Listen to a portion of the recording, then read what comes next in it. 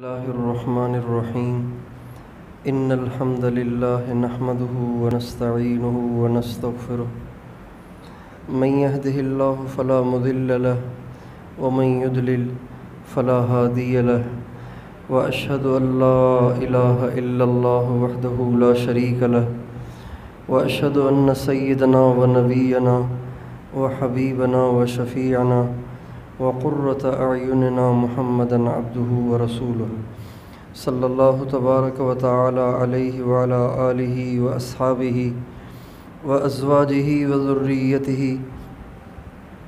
وبارك وسلم تسليمًا كثيرا أما بعد فأعوذ بالله من الشيطان الرجيم بسم الله الرحمن الرحيم أحسب الناس أن يتركوا أن يقولوا آمنا وهم لا يفتنون وقال تعالى وَلَنَبْلُوَنَّكُمْ بِشَيْءٍ مِّنَ الْخَوْفِ وَالْجُوعِ وَنَقْصٍ مِّنَ الْأَمْوَالِ وَالْأَنفُسِ وَالثَّمَرَاتِ وَبَشِّرِ الصَّابِرِينَ الَّذِينَ إِذَا أَصَابَتْهُم مُّصِيبَةٌ قَالُوا إِنَّا لِلَّهِ وَإِنَّا إِلَيْهِ رَاجِعُونَ وقال النبي صلى الله عليه وسلم أشد الناس بلاءً الأنبياء ثم الأمثل فالأمثل سبحان ربك رب العزة عما يصفون وسلام على المرسلين والحمد لله رب العالمين اللهم صل على سيدنا محمد وعلى آل سيدنا محمد وبارك وسلم.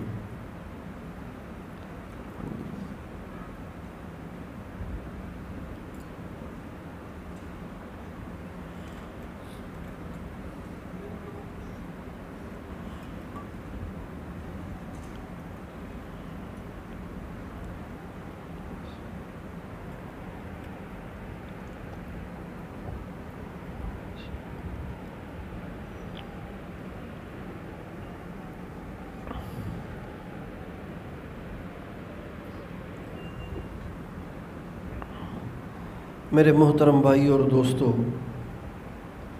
اللہ تعالیٰ کا یہ قانون اور سنت ہے کہ وہ حق کو باقی رکھتے ہیں، لیکن حق کو باقی رکھنے کے لیے اور حق کو زندہ رکھنے اور زندہ کرنے کے لیے کسی کی قربانی چاہتے ہیں، اور جو قربانیاں دیتے ہیں وہ سرخرو ہو جاتے ہیں اور حق کے غالب ہونے کا ذریعہ بن جاتے ہیں، اور جو اپنی جان بچاتے ہیں، اپنی کنی کتراتے ہیں، اپنی جان بچاتے ہیں، تو وہ بھی زندگی کے دن گزار کے چلے جاتے ہیں، لیکن قیامت کے دن ان کے لیے شرمندگی ہوگی، ان کے لیے حسرت ہوگی، ان کے لیے افسوس ہوگا۔ مگر جنہوں نے حق کو بچانے کے لیے اور حق کو پھیلانے کے لیے قربانی دی، چاہے وہ مارے بھی جائیں، چاہے وہ بدنام بھی کیے جائیں، چاہے انہیں نقصان بھی اٹھانا پڑے، لیکن وہ نقصان عارضی اور وقتی ہوتا ہے۔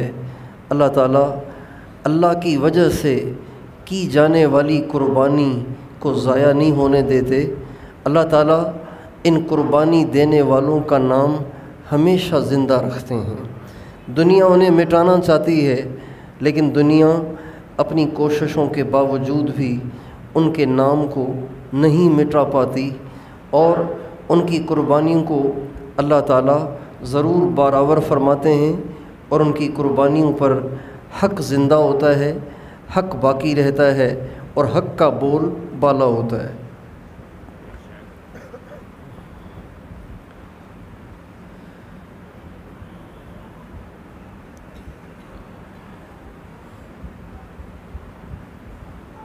حضرت معاویہ رضی اللہ تعالیٰ عنہ کے انتقال کے بعد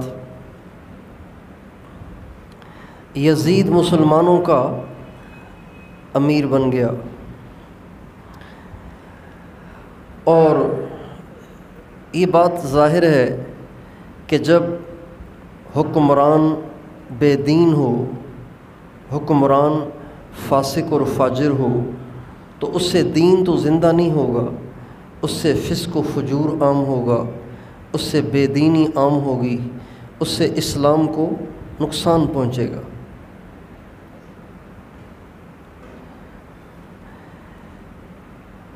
جب کسی قوم کا بڑا بگڑتا ہے تو اس کا بگاڑ اپنی ذات تک محدود نہیں رہتا، بلکہ اس کا فساد، اس کا بگاڑ، اس کی خرابی اس کی قوم میں بھی سرایت کرتی چلی جاتی ہے۔ ایک بہت بڑے امام محدث حضرت عبداللہ ابن مبارک رحمۃ اللہ علیہ، یہ امام بخاری کے استاد ہیں۔ وہ فرماتے ہیں هل افسد الدین الا الملوک واحبار سوء ورهبانها، ہمیشہ دین کو تین طبقوں نے مٹایا ہے، تین قسم کے لوگوں نے دین کو نقصان دیا ہے۔ ایک بادشاہ، چونکہ ان کی زندگی میں دین نہیں ہوتا، وہ خود اللہ کے نافرمان ہوتے ہیں اور وہ خود عہدے اور طاقت کے نشے میں مدہوش ہوتے ہیں، لہٰذا ان کو اللہ کی فرما برداری کی بات سوجتی ہی نہیں ہے۔ وہ اپنی خواہشات اور اپنی منمانیوں میں اتنے آگے بڑھ جاتے ہیں کہ خود تو بے دین ہوتے ہیں اور ان کو بھی بے دین بنا دیتے ہیں۔ تو دین کو مٹانے والے ہمیشہ تین لوگ رہے ہیں جنہوں نے دین کو نقصان پہنچایا۔ ایک الملوک، بادشاہ، اور احبار سوء ورهبانها، اور وہ علماء جو نام کے علماء ہیں لیکن ان کے دل میں دنیا بسی ہوئی ہے، اور وہ دین کو استعمال کرتے ہیں، دین کے کارڈ کو استعمال کرتے ہیں اور اس سے دین کا نقصان کرتے ہیں، اور بادشاہوں کی چاہتوں کے مطابق ان کو فتوے دیتے ہیں، ان کو گنجائش دیتے ہیں۔ ایسے درباری مولوی اور ایسے مال کے لالچی مولوی، ان کے ذریعے سے بھی دین کو نقصان پہنچتا ہے۔ وَأَحْبَارُ سُوءٍ وَرُهْبَانُهَا، اور تیسرے وہ لوگ جن سے دین کو نقصان پہنچتا ہے وہ ہیں جو اللہ والے نہیں ہیں لیکن اللہ والوں کا لبادہ اوڑھ کر وہ لوگوں سے مال بٹورتے ہیں۔ خود پیر نہیں ہیں لیکن لوگوں سے پیسے نکالنے کے لیے، لوگوں کی عزت کو وصول کرنے کے لیے، لوگوں کی جیبیں کاٹنے کے لیے اور لوگوں سے اپنے مطلب پورے کرنے کے لیے وہ اللہ والوں کا لبادہ اوڑھ لیتے ہیں۔ یہ تین طبقات ہیں جو ہمیشہ دین کو نقصان پہنچاتے ہیں، بادشاہ، برے علماء اور برے پیر۔ یہ تین طبقات ہیں جو ہمیشہ دین کو نقصان پہنچاتے ہیں۔ تو یزید چونکہ دیندار نہیں تھا، بے دین آدمی تھا، اس کا امیر بننا اسلام کا، امت مسلمہ کا حکمران بننا، یہ دین کے لیے نقصان دہ تھا، اس میں کسی شک و شبے کی گنجائش ہی نہیں ہے۔ بہت سے لوگ یزید کی فیور میں بہت سی باتیں کرتے ہیں اور اس کی وجہ یہ بتاتے ہیں کہ وہ صحابی کا بیٹا ہے۔ تو صحابی کا بیٹا ہونے سے انسان کا نیک ہونا یقینی نہیں بن جاتا۔ نوح علیہ السلام تو نبی تھے، نبی کا درجہ تو صحابی سے بھی بڑا ہے، لیکن بیٹا نافرمان ہوا تو وہ دوزخی بن گیا۔ حضرت معاویہ اللہ کے نبی کے صحابی ہیں، کاتب وحی ہیں، اور ساری دنیا کے قطب، ابدال اور غوث اور علماء، محدثین، مفسرین، یہ سارے مل کر حضرت معاویہ کی گرد کو بھی نہیں پہنچ سکتے۔ حضرت معاویہ کا اپنا درجہ اتنا اونچا ہے لیکن بیٹا ان کے نقش قدم پہ ہی نہیں ہے۔ حضرت معاویہ کو یہ بتایا گیا کہ آپ کا جو بیٹا ہے نا، آپ کا بیٹا بڑا نیک ہے، بڑا پرہیزگار ہے اور ساری دنیا اس کو چاہتی ہے، اگر آپ نے اس کو امیر نہ بنایا تو دنیا ٹوٹ جائے گی امت مسلمہ ٹکڑوں میں بڑھ جائے گی، یہ کہہ کر ان کو مطمئن کر دیا گیا۔ اس کی بدکاریاں حضرت معاویہ پہ بھی واضح نہیں ہوئیں، چنانچہ حضرت معاویہ کے انتقال کے بعد یزید امیر بن کر بیٹھ گیا۔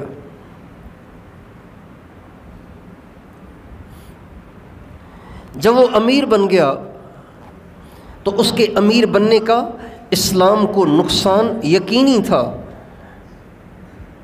اس کے امیر بننے کا اسلام کو نقصان یقینی تھا، لیکن اس کو بھی یہ اندازہ تھا کہ چونکہ میں لائق ہی نہیں ہوں، میں مستحق ہی نہیں ہوں، اور میری وہ سطح ہی نہیں ہے کہ مجھے ساری دنیا امیر مانے۔ اور سب سے زیادہ اس کو خطرہ 3 شخصوں سے تھا، حضرت امام حسین، حضرت عبداللہ ابن زبیر، حضرت عبداللہ ابن عمر، بلکہ چوتھے حضرت عبداللہ ابن عباس۔ سب سے زیادہ اس کو ان 4 شخصوں سے خطرہ تھا کہ یہ اگر میری بیعت کر لیں تو ساری دنیا بھی مجھے امیر مان لے گی، اور اگر انہوں نے بیعت نہ کی تو پھر امت مسلمہ مجھے امیر ماننے کے لیے تیار نہ ہوگی۔ لیکن ان 4 میں بھی 3 کی زیادہ فکر تھی، امام حسین، حضرت عبداللہ ابن زبیر، حضرت عبداللہ ابن عمر۔ عبداللہ ابن عباس تو اپنے علمی کاموں میں زیادہ مصروف رہتے تھے، اس لیے اس کو خطرہ نہیں تھا۔ چنانچہ اس نے مدینے کا جو امیر تھا وہ اس کا چچا زاد بھائی تھا، ولید بن عتبہ بن ابی سفیان۔ اس نے اس کی طرف خط لکھا کہ تم فوری طور پر حسین سے، عبداللہ ابن زبیر سے فوری طور پر میرے امیر ہونے کی بیعت لو، اور ان کو اس بات پہ آمادہ کرو کہ وہ مجھے اپنا امیر تسلیم کر لیں۔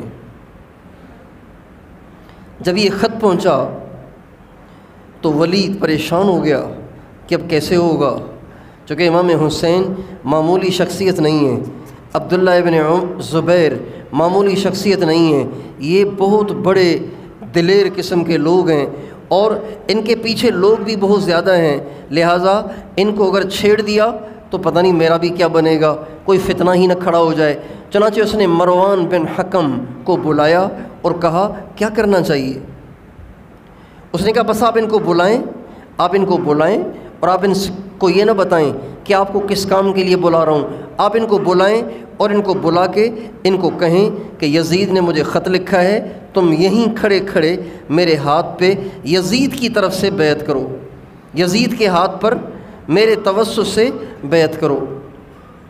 چنانچہ اس نے جس شخص کو ان دونوں حضرات کو بلانے کے لیے بھیجا، وہ ڈھونڈتے ڈھونڈتے جب مسجد میں آیا تو امام حسین بھی مسجد میں تھے، عبداللہ ابن زبیر رضی اللہ عنہم یہ بھی مسجد میں تھے۔ جب وہ شخص پیغام لے کر آیا تو یہ دونوں ذہین بھی بہت تھے، امام حسین بھی اعلیٰ درجے کے ذہین، عبداللہ ابن زبیر بھی اعلیٰ درجے کے ذہین، سمجھ گئے کہ کس لیے بلایا جا رہا ہے۔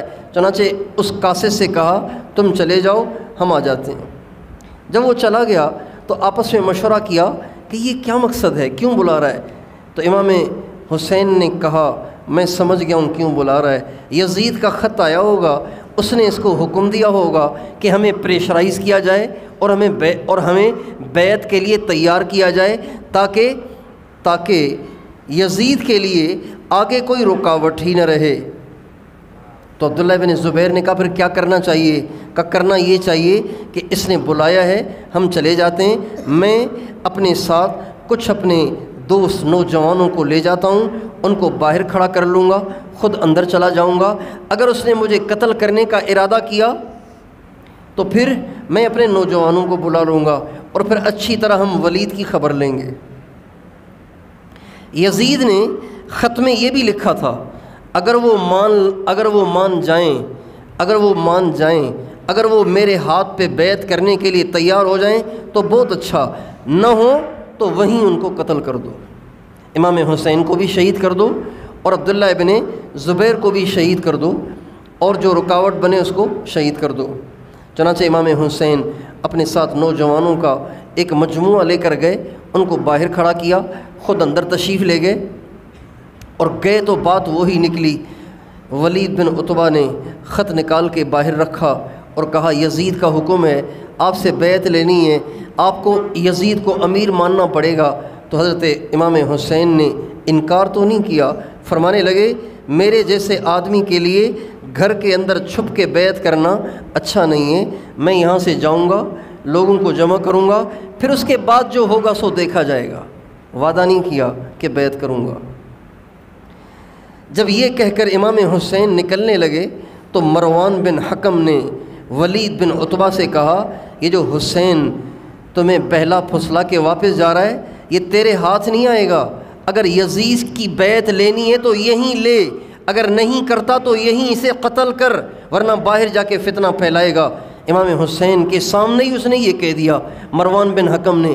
امام حسین نے جب یہ سنا تو امام حسین بہت غصے ہوئے مروان بن حکم پہ اور فرمانے لگے تو کون ہوتا ہے مجھے شہید کرنے والا، مجھے قتل کرنے والا؟ یہ کہہ کے اس پہ غصے ہو کر اس کو 2-4 باتیں سنا کے امام حسین غصے میں بھر کے وہاں سے باہر نکل گئے۔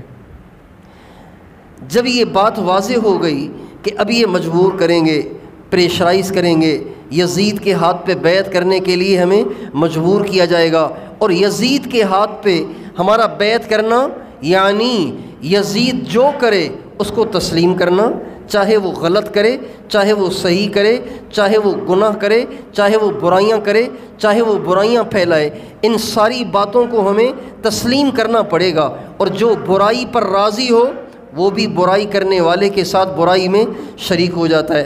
چنانچہ امام حسین رضی اللہ عنہ اپنے گھر والوں کو لے کر مدینے کو چھوڑ کر مکے چلے گئے۔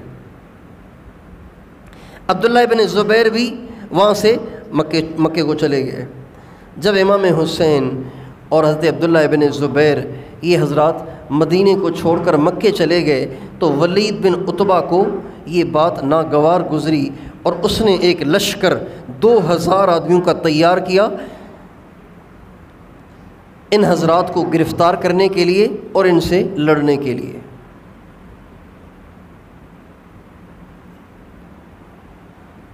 سمجھانے والوں نے اسے سمجھایا کہ مکے میں لڑائی جائز نہیں ہے۔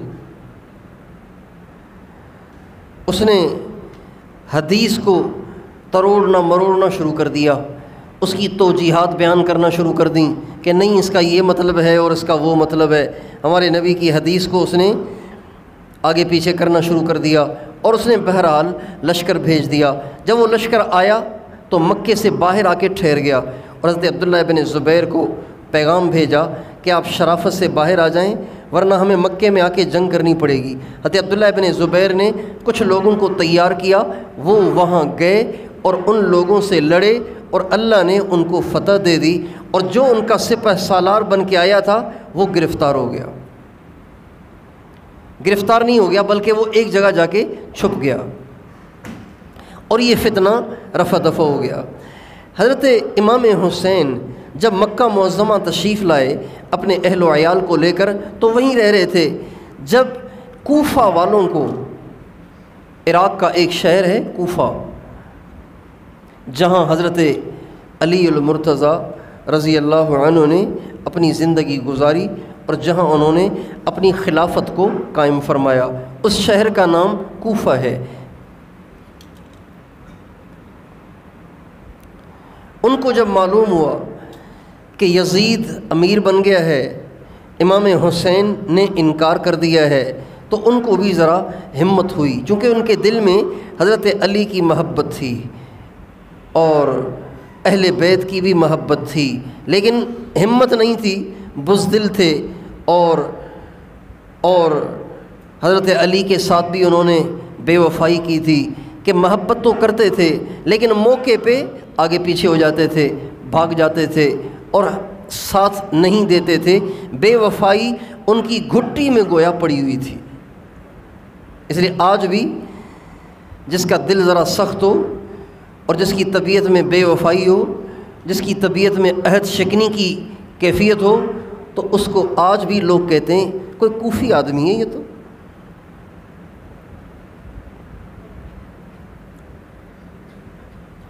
ان کو جب معلوم ہوا کوفہ والوں کو کہ امام حسین تو مدینے کو چھوڑ کے مکے چلے گئے ہیں اور یزید امیر بن گیا ہے، تو وہ لوگ بھی نہیں چاہتے تھے کہ یزید جیسے برے آدمی کے ہاتھ پہ بیعت کریں۔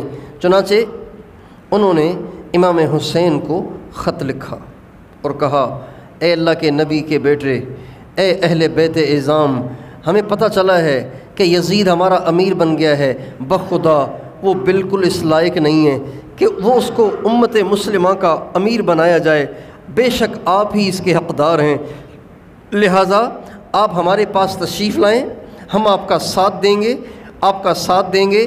جیسے آپ کے ابا نے کوفہ کو مرکز بنایا اور کوفہ سے انہوں نے آگے اپنی خلافت کو پھیلایا، آپ بھی کوفہ میں آ جائیں، ہم سب آپ کے ساتھ ہیں اور آپ کے ذریعے سے اللہ دین کی حفاظت کرے گا اور نالائقوں سے اللہ امت کو بچائے گا۔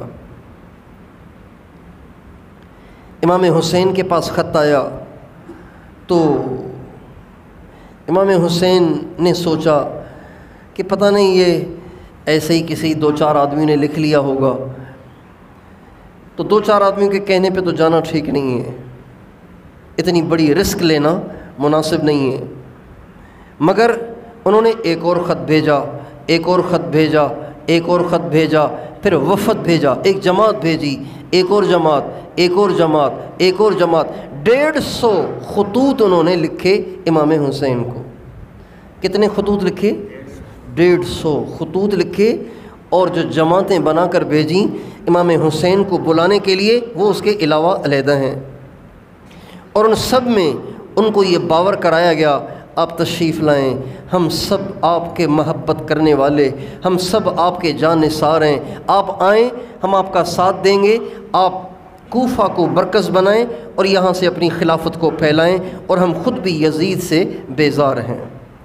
چنانچہ جب 150 خطوط آ گئے اور اتنے سارے وفود آ گئے، تو بتائیے جو حق چاہتا ہو، اسلام کا بول بالا چاہتا ہو، جو سنت کی ترویج چاہتا ہو، جو اپنے نانا کے دین کا زندہ ہونا چاہتا ہو، اس کے لیے مناسب ہے کہ اتنی ساری پیشکشوں کے بعد بھی وہ کہے نہیں جی مجھے آپ پہ بھروسہ نہیں ہے؟ کہ جی آپ سے پوچھتا ہوں، مناسب ہے؟ 150 خطوط اور وفود ہی وفود کے بعد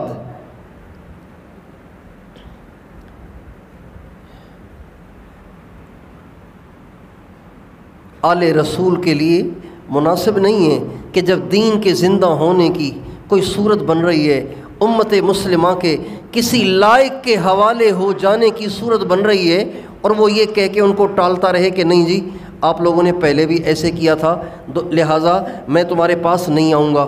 چنانچہ امام حسین کے جی میں بھی آ گئی کہ میں نے جانا ہے، اور انہوں نے تیاری شروع کر دی۔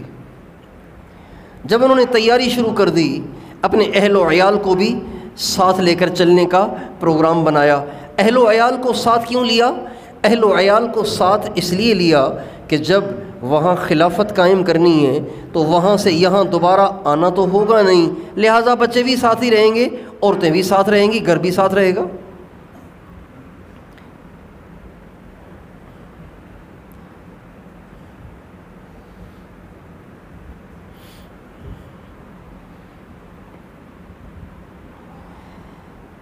جب یہ تیاری شروع ہوئی تو یہ بات پھیلنا شروع ہو گئی۔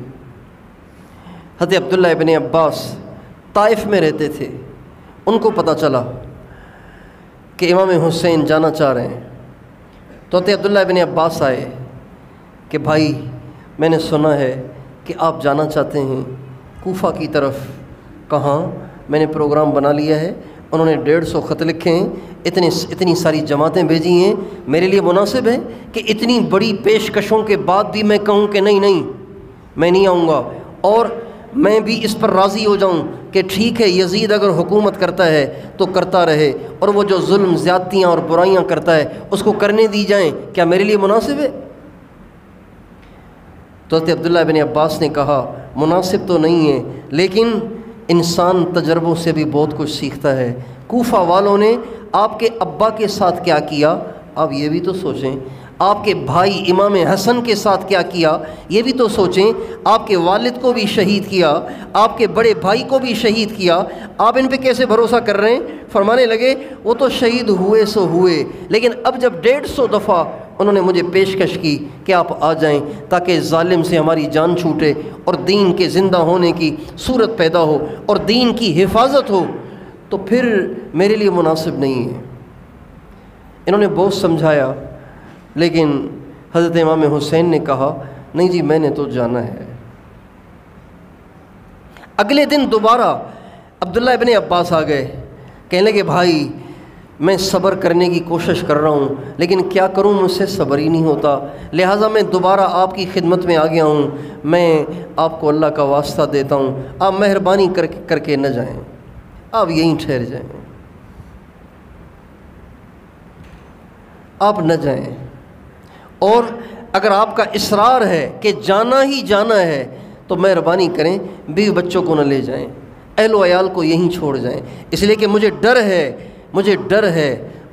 ہے کہ آپ یہاں سے جائیں اور اہل کوفہ آپ سے بے وفائی کریں اور وہی یزید کے ساتھی بن کر آپ کو شہید کریں اور آپ بھی حضرت عثمان کی طرح اپنے بیوی بچوں کے سامنے شہید نہ کر دیے جائیں, تو یہ بہت بڑا نقصان ہو جائے گا, آپ ایسے نہ کریں.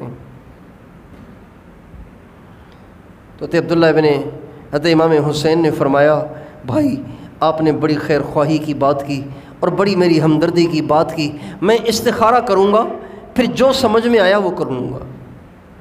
ان کا آپ استخارہ کر لیں. استخارہ کیا, استخارے میں کیا ہوا کچھ پتہ نہیں.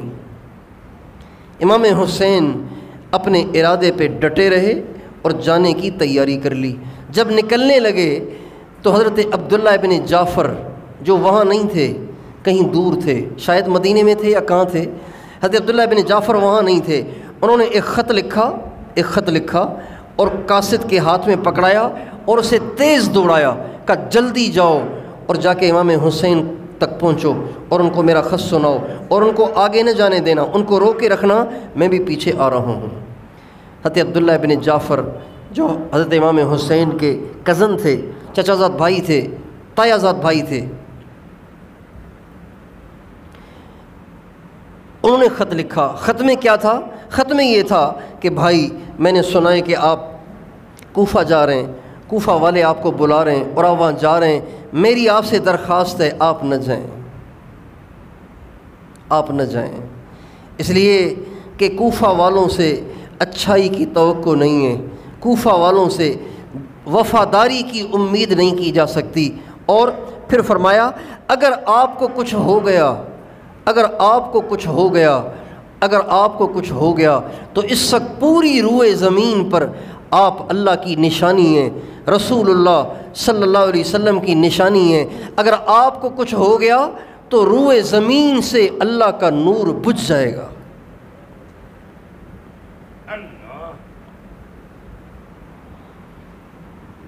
اگر آپ کو کچھ ہو گیا تو اللہ کا نور روئے زمین سے بجھ جائے گا, لہٰذا آپ میرا خط ملتے ہی ٹھہر جائیں, میں آتا ہوں پھر کریں گے.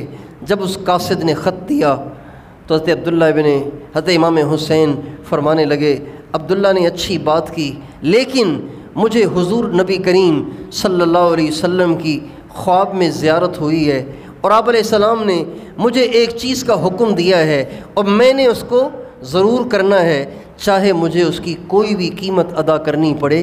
یہ کہہ کر اپنے ساتھیوں کو لیا, اپنے خاندان کو لیا اور کوفہ کی طرف نکل پڑے. اور حضرت عبداللہ ابن جعفر کے بیٹے بھی ان کے ساتھ ہو لیے. حضرت عبداللہ ابن جعفر کے کہنے پر جب ان کو پتہ چلا نا کہ میرے خط کے بعد بھی وہ رکے نہیں اور وہ نکل پڑے ہیں, تو انہوں نے اپنے بیٹوں کو پیغام بھیجا کہ تم بھی ان کے ساتھ چلے جاؤ.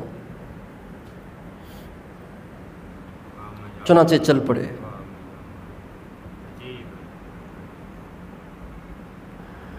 اس سے پہلے یہ ہوا جب وہ خطوط آئے اور وفود آئے تو امام حسین نے ایک خط لکھا. وہ اپنے تایازاد بھائی حضرت مسلم بن عقیل کو دیا اور کہا آپ کوفہ جائیں اور کوفہ والوں کو جا کے میرا یہ خط پڑھ کے سنائیں۔ اس خط میں لکھا تھا کہ میرے پاس تمہارے خطوط بھی آئے، تمہارے وفد بھی آئے، اور میں نے تمہارے پاس آنا طے کر لیا ہے، لیکن میں مسلم بن عقیل کو بھیج رہا ہوں، تم میرے ہاتھ پر اس کے توسط سے بیعت کرو۔ جب یہ بات ثابت ہو جائے گی کہ تم نے میرے ہاتھ پر بیعت کر لی اور تم سب کے سب عملاً حقیقتاً میرے ساتھ ہو، تم پھر میں بھی آ جاؤں گا۔ تو اب کتنی مضبوط بات ہو گئی۔ عبداللہ بن عباس کہہ رہے تھے رضی اللہ عنہما غدار ہیں، بے وفا ہیں، بے وفائی کریں گے۔ حضرت عبداللہ بن جعفر نے بھی یہی کہا، مسلم بن عقیل کو بھیجا تو بات واضح ہو جائے گی، جب ایک دفعہ وہ بیعت کر لیں گے اور وہ سب کے سب ایک ہاتھ پہ جمع ہو جائیں گے تو بات واضح ہو جائے گی۔ چنانچہ مسلم بن عقیل رضی اللہ تعالیٰ عنہ امام حسین کا خط لے کر جب کوفہ پہنچے اور کوفہ والے ان کا سن کر جمع ہوئے اور امام حسین کا خط پڑھ کے انہوں نے سنایا۔ اس خط میں پتہ ہے کیا لکھا ہوا تھا؟ عجیب مضمون ہے وہ، عجیب مضمون ہے وہ۔ اس مضمون کو پڑھنے سے یہ بات ہر شخص پہ واضح ہو جاتی ہے کہ امام حسین کی قربانی کی اصل وجہ کیا ہے۔ اس میں امام حسین نے چند جملے لکھے ہیں، اور وہ جملے یہ ہیں کہ لوگو تم دیکھ رہے ہو کہ رسول اللہ صلی اللہ علیہ وسلم کی سنت کو مٹایا جا رہا ہے اور بدعات کو عام کیا جا رہا ہے۔ میں تمہیں کتاب اللہ اور سنت رسول اللہ کی دعوت دیتا ہوں، تم میرا ساتھ دو۔ میں تمہیں کتاب اللہ کی دعوت دیتا ہوں، رسول اللہ کی سنت کی دعوت دیتا ہوں، تم میرا ساتھ دو۔ جب یہ خط حضرت مسلم بن عقیل نے کوفہ والوں کو پڑھ کے سنایا تو سارے کوفہ کے لوگ زار و قطار رونے لگ گئے اور بڑھ چڑھ کر حضرت مسلم بن عقیل کے ہاتھ پہ ہاتھ رکھ کر بیعت کرنے لگ گئے۔ ہم یزید کو امیر نہیں مانتے، ہم آپ کے ہاتھ پہ بیعت کرتے ہیں، یہ کہہ کر وہ بیعت کرتے رہے، یہاں تک کہ کوفہ کے 18,000 آدمیوں نے حضرت مسلم بن عقیل کے ہاتھ پہ بیعت کر لی۔ کتنے آدمی نے؟ بہت بڑی بات ہے۔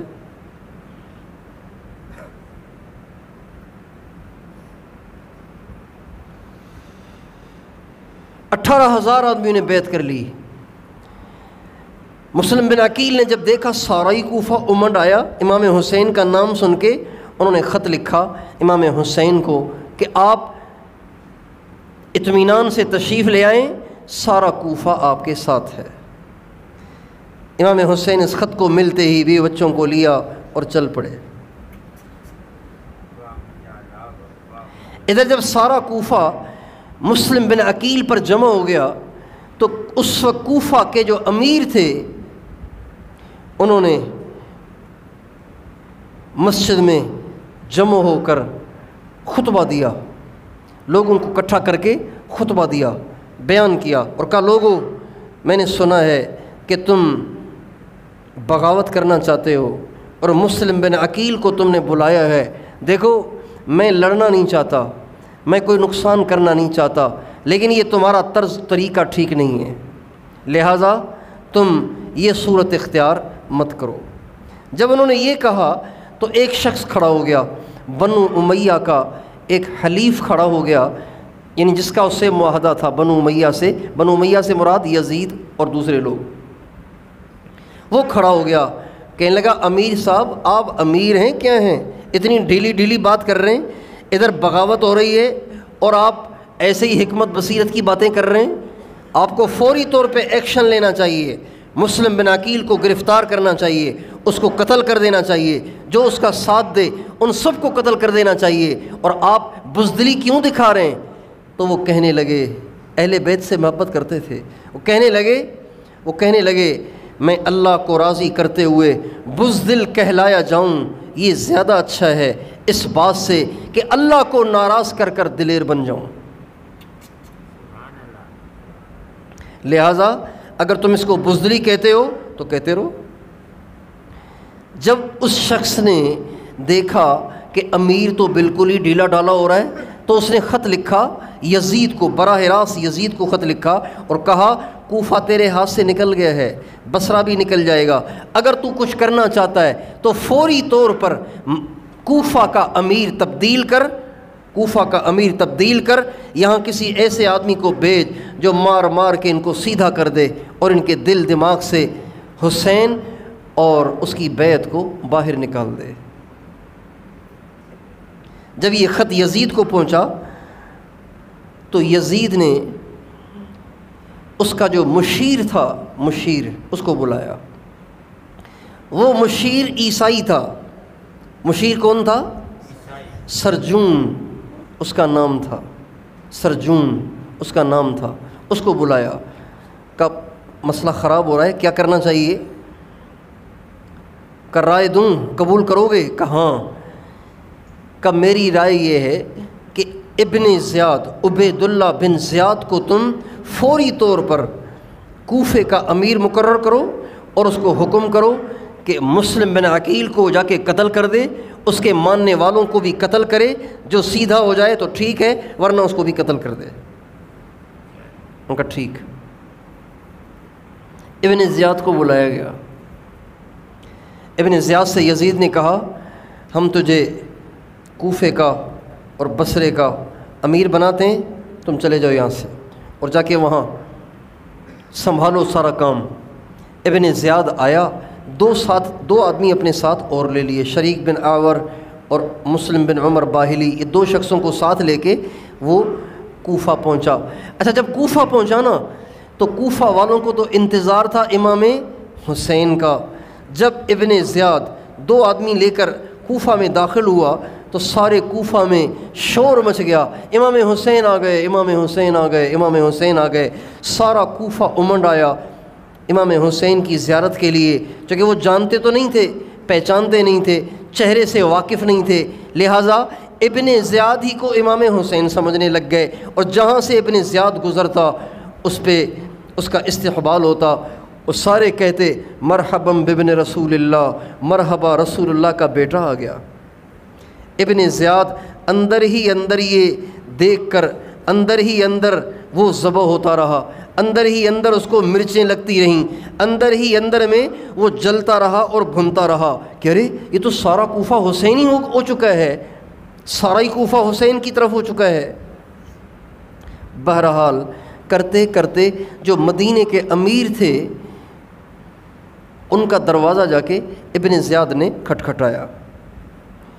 جب دروازہ کھٹکھٹایا تو وہ سمجھے کہ مسلم بن عقیل آ گئے ہیں، تو وہ کہنے لگے مسلم آپ میرا دروازہ نہ کھٹکھٹائیں، آپ اندر نہ آئیں، میں آپ پہ ہاتھ نہیں اٹھانا چاہتا، مہربانی کر کے آپ یہاں سے چلے جائیں۔ تو ابن زیاد نے آہستہ سے کہا میں مسلم نہیں ہوں، یزید کا بھیجا ہوا ابن زیاد ہوں۔ انہوں نے دروازہ کھولا، وہ اندر آئے، ابن زیاد اندر آیا اور وہاں بیٹھ کے پھر اس نے سوچا کہ یہ تو سارا ہی کوفہ مسلم کے ہاتھ پہ بیعت کر چکا ہے اور امام حسین کا دیوانہ بن چکا ہے، تو کیا کرنا چاہیے؟ چنانچہ اس نے نماز کا وقت ہوا، منبر پہ چڑھ کے اس نے اعلان کیا میں ابن زیاد ہوں، یزید کا بھیجا ہوا ہوں، کوفہ کا گورنر مجھے بنا دیا گیا ہے، اور میں تمہیں حکم کرتا ہوں، میں نے سنا ہے کہ تم سارے کے سارے مسلم کے ہاتھ پہ بیعت کر چکے ہو اور امام حسین کی طرف جا رہے ہو، لہٰذا میں تمہیں حکم کرتا ہوں شرافت سے سیدھے ہو جاؤ، جو سیدھا ہو جائے گا اس کو ہم چھوڑ دیں گے، جو سیدھا نہیں ہوگا ہم اس کے گھر کے دروازے پہ اس کو سولی چڑھائیں گے، اور سارے ماننے والوں کا ہم برا حشر کریں گے، لہٰذا تم سارے سیدھے ہو جاؤ۔ اب یہ جو اعلان ہوا، دھمکی آمیز جو اعلان ہوا، تو کوفہ والے کوفی تو تھے ہی، تو ایک دم گراف گرنا شروع ہوا اور لوگوں کے دلوں میں ڈر اور خوف بیٹھنا شروع ہو گیا۔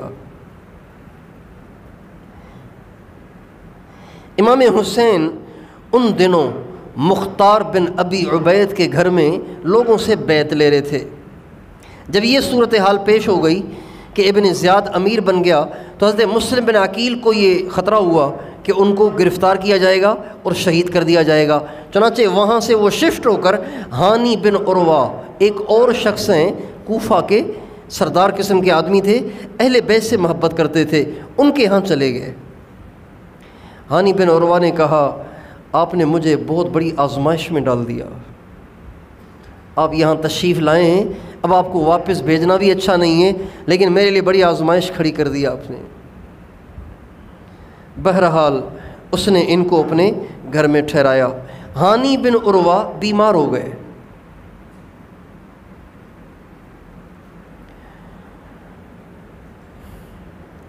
جب وہ بیمار ہوا تو ابن زیاد کو معلوم ہوا کہ ہانی بن عروہ بیمار ہو گیا ہے، چنانچہ اس نے عیادت کے لیے آنے کا پروگرام بنایا۔ جس شخص کے ذریعے سے اس نے یہ پیغام بھجوایا، اللہ کی شان دیکھیے، وہ بھی اہل بیت سے محبت کرتا تھا۔ اس نے آ کے مسلم بن عقیل سے کہا بات یہ ہے کہ آج ابن زیاد ہانی بن عروہ کی عیادت کے لیے آئے گا، آپ کمرے کے اندر چھپ کے بیٹھ جانا، اور ہانی بن عروہ سے کہا تمہارے گھر میں آ رہا ہے ابن زیاد، تمہارے گھر میں آ رہا ہے، لہٰذا تم ایسی کوئی ترتیب بناؤ، ایسی کوئی اسکیم بناؤ، جو ہی وہ تمہارے گھر میں گھسے تم اسے قتل کروا دو۔ ہانی بن عروہ کہنے لگے یہ شرافت کے خلاف ہے کہ گھر میں آئے ہوئے کو قتل کیا جائے، گھر میں آئے ہوئے کو قتل کیا جائے۔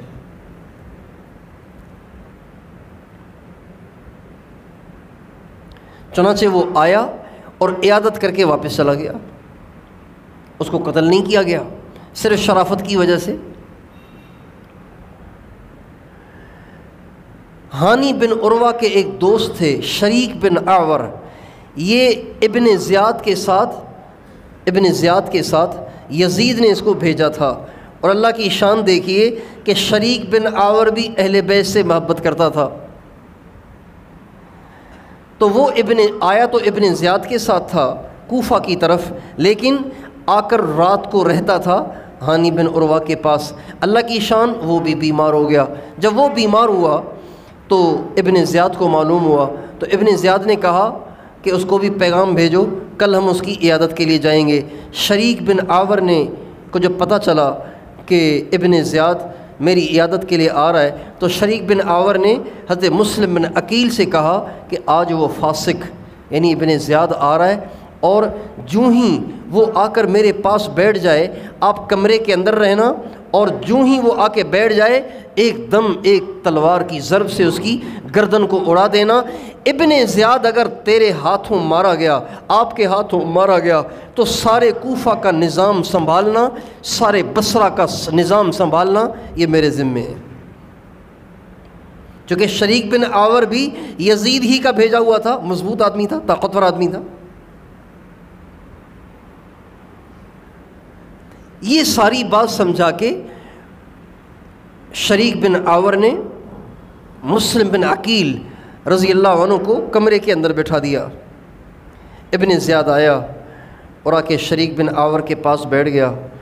اب شریک بن اعور سوچ رہے ہیں ابھی نکلیں گے مسلم بن عقیل، ابھی نکلیں گے، کافی دیر گزر گئی، نکل ہی نہیں رہے۔ جب وہ نہیں نکل رہے تھے تو شریک بن اعور نے اشارہ دیتے ہوئے ایک شعر پڑھا، ما تنظرون بسلمى لا تحیونہ، کیا ہو گیا تمہیں کہ تم انتظار ہی کر رہے ہو اور آ کے سلام نہیں کر رہے ہو۔ یہ اس نے شعر پڑھا حضرت مسلم کو خبردار کرنے کے لیے اور بلانے کے لیے۔ جب یہ شعر پڑھا تو ابن زیاد نے کہا یہ کیا کہہ رہا ہے، مان تنظرون بسلمى لا تحیوہا، کیا کہہ رہا ہے یہ، اب کیا کہیں یہ؟ تو ہانی بن عروہ نے کہا اصل میں بیمار بہت زیادہ ہے، اس لیے بہکی باتیں کر رہا ہے۔ لیکن ابن زیاد کے ساتھ جو آیا تھا وہ بڑا چالاک آدمی تھا، بڑا ہوشیار آدمی تھا۔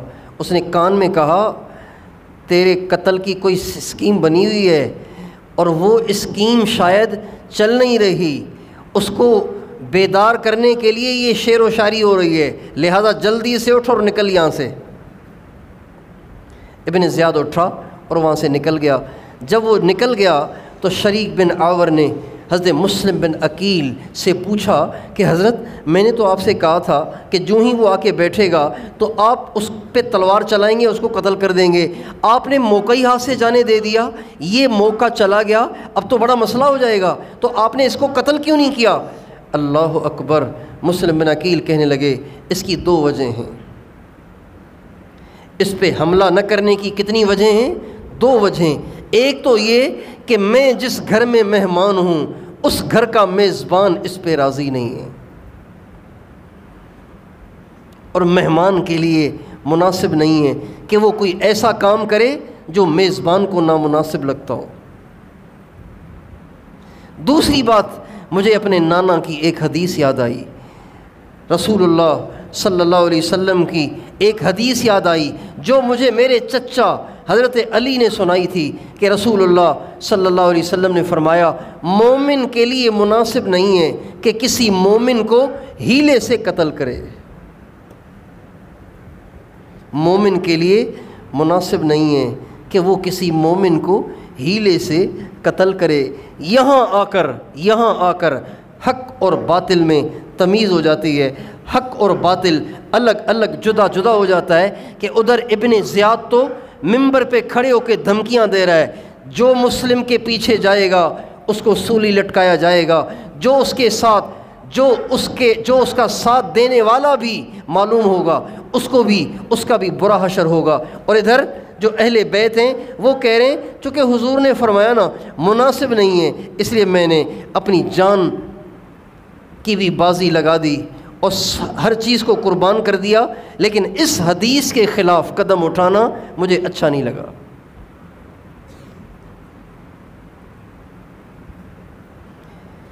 یہ جو اہل حق ہوتے ہیں وہ کبھی بھی دنیاوی مفاد اور دنیا کی اغراض کو دیکھ کر کوئی قدم نہیں اٹھاتے، بلکہ ہمیشہ وہ قدم اٹھاتے ہیں جو اللہ اور اس کے رسول کی منشا اور مرضی کے مطابق ہو۔ یہی اہل حق اور اہل باطل کی پہچان ہے۔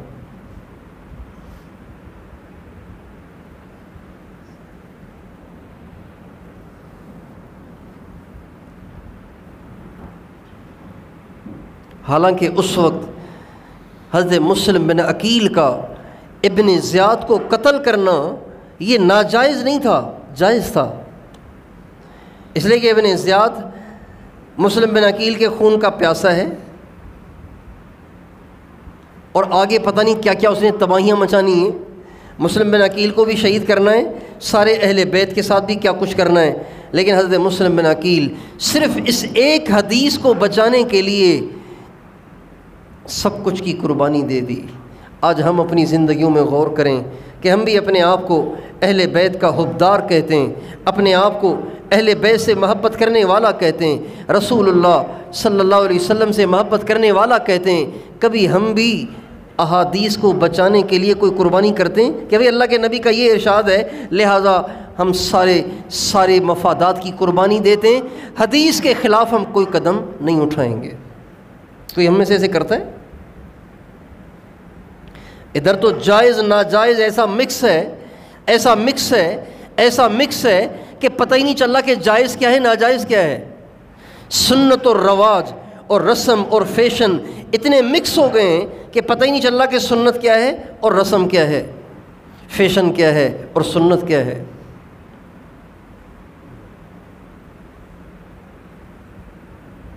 اس لیے جو لوگ رسومات کو سنت پر ترجیح دیتے ہیں، فیشن کو سنت پر ترجیح دیتے ہیں، مفادات کو احادیث مبارکہ اور احکام خداوندی پہ ترجیح دیتے ہیں، ان کا امام حسین سے کوئی واسطہ نہیں ہے، وہ تو ابن زیاد کے تابع دار ہیں، ابن زیاد کے پیروکار ہیں، ابن زیاد کے طریقے پہ چلنے والے ہیں، امام حسین کی سنت پہ چلنے والے، اہل بیت کے طریقے اور نقش قدم پہ چلنے والے تو بس وہی ہیں جو ہر مفاد کی قربانی دیتے ہیں، سنت کو بچاتے ہیں، حدیث کو بچاتے ہیں، حکم خداوندی کو بچاتے ہیں۔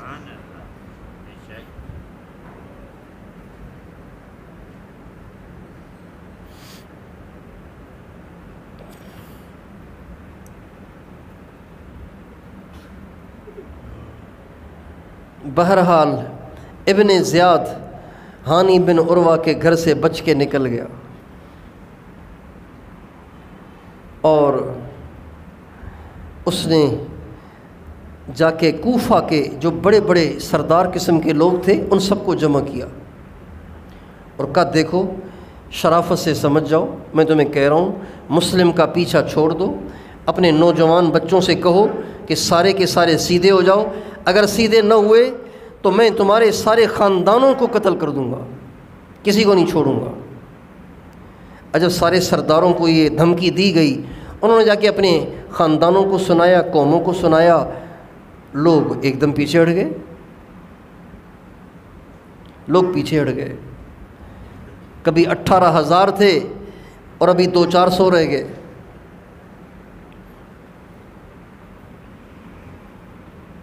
اس کے بعد پھر ایک کام تو اس نے یہ کیا، دوسرا کام اس نے یہ کیا، ایک شخص کو تیار کیا، اپنے ایک اعتماد والے شخص کو تیار کیا، اس کو 3,000 درہم دیے اور کہا یہ 3,000 درہم تیرے، تو بس اس بات کا پتہ لگا کہ مسلم بن عقیل ہے کہاں۔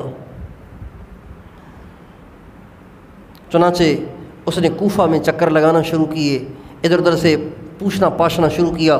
معلوم ہوا کہ مسلم بن اوسج ایک شخص ہیں، یہ اہل بیت سے بہت ایڈجسٹ ہیں، ان سے بڑے گہرے اور ان سے بڑا اچھا تعلق رکھتے ہیں۔ مسلم بن عقیل کے پاس ان کا آنا جانا ہے۔ مسلم بن اوسج چنانچہ یہ اس کے پاس پہنچا اور اس کے پاس پہنچ کے کہا میں شام سے آیا ہوں، اہل بیت سے پیار کرتا ہوں، اہل بیت سے محبت کرتا ہوں، میں نے سنا ہے کہ یزید کی مخالفت میں یہاں مسلم بن عقیل امام حسین کے لیے بیعت لینے کے لیے آئے ہوئے ہیں، میں اور تو کچھ کر نہیں سکتا، یہ تھوڑے سے پیسے لایا ہوں، یہ مسلم بن عقیل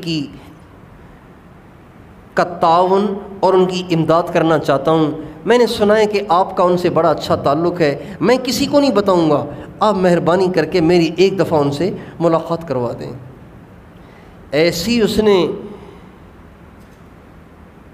لگی لپٹی باتیں کی کہ مسلم بن اوسج بیچارے متاثر ہو گئے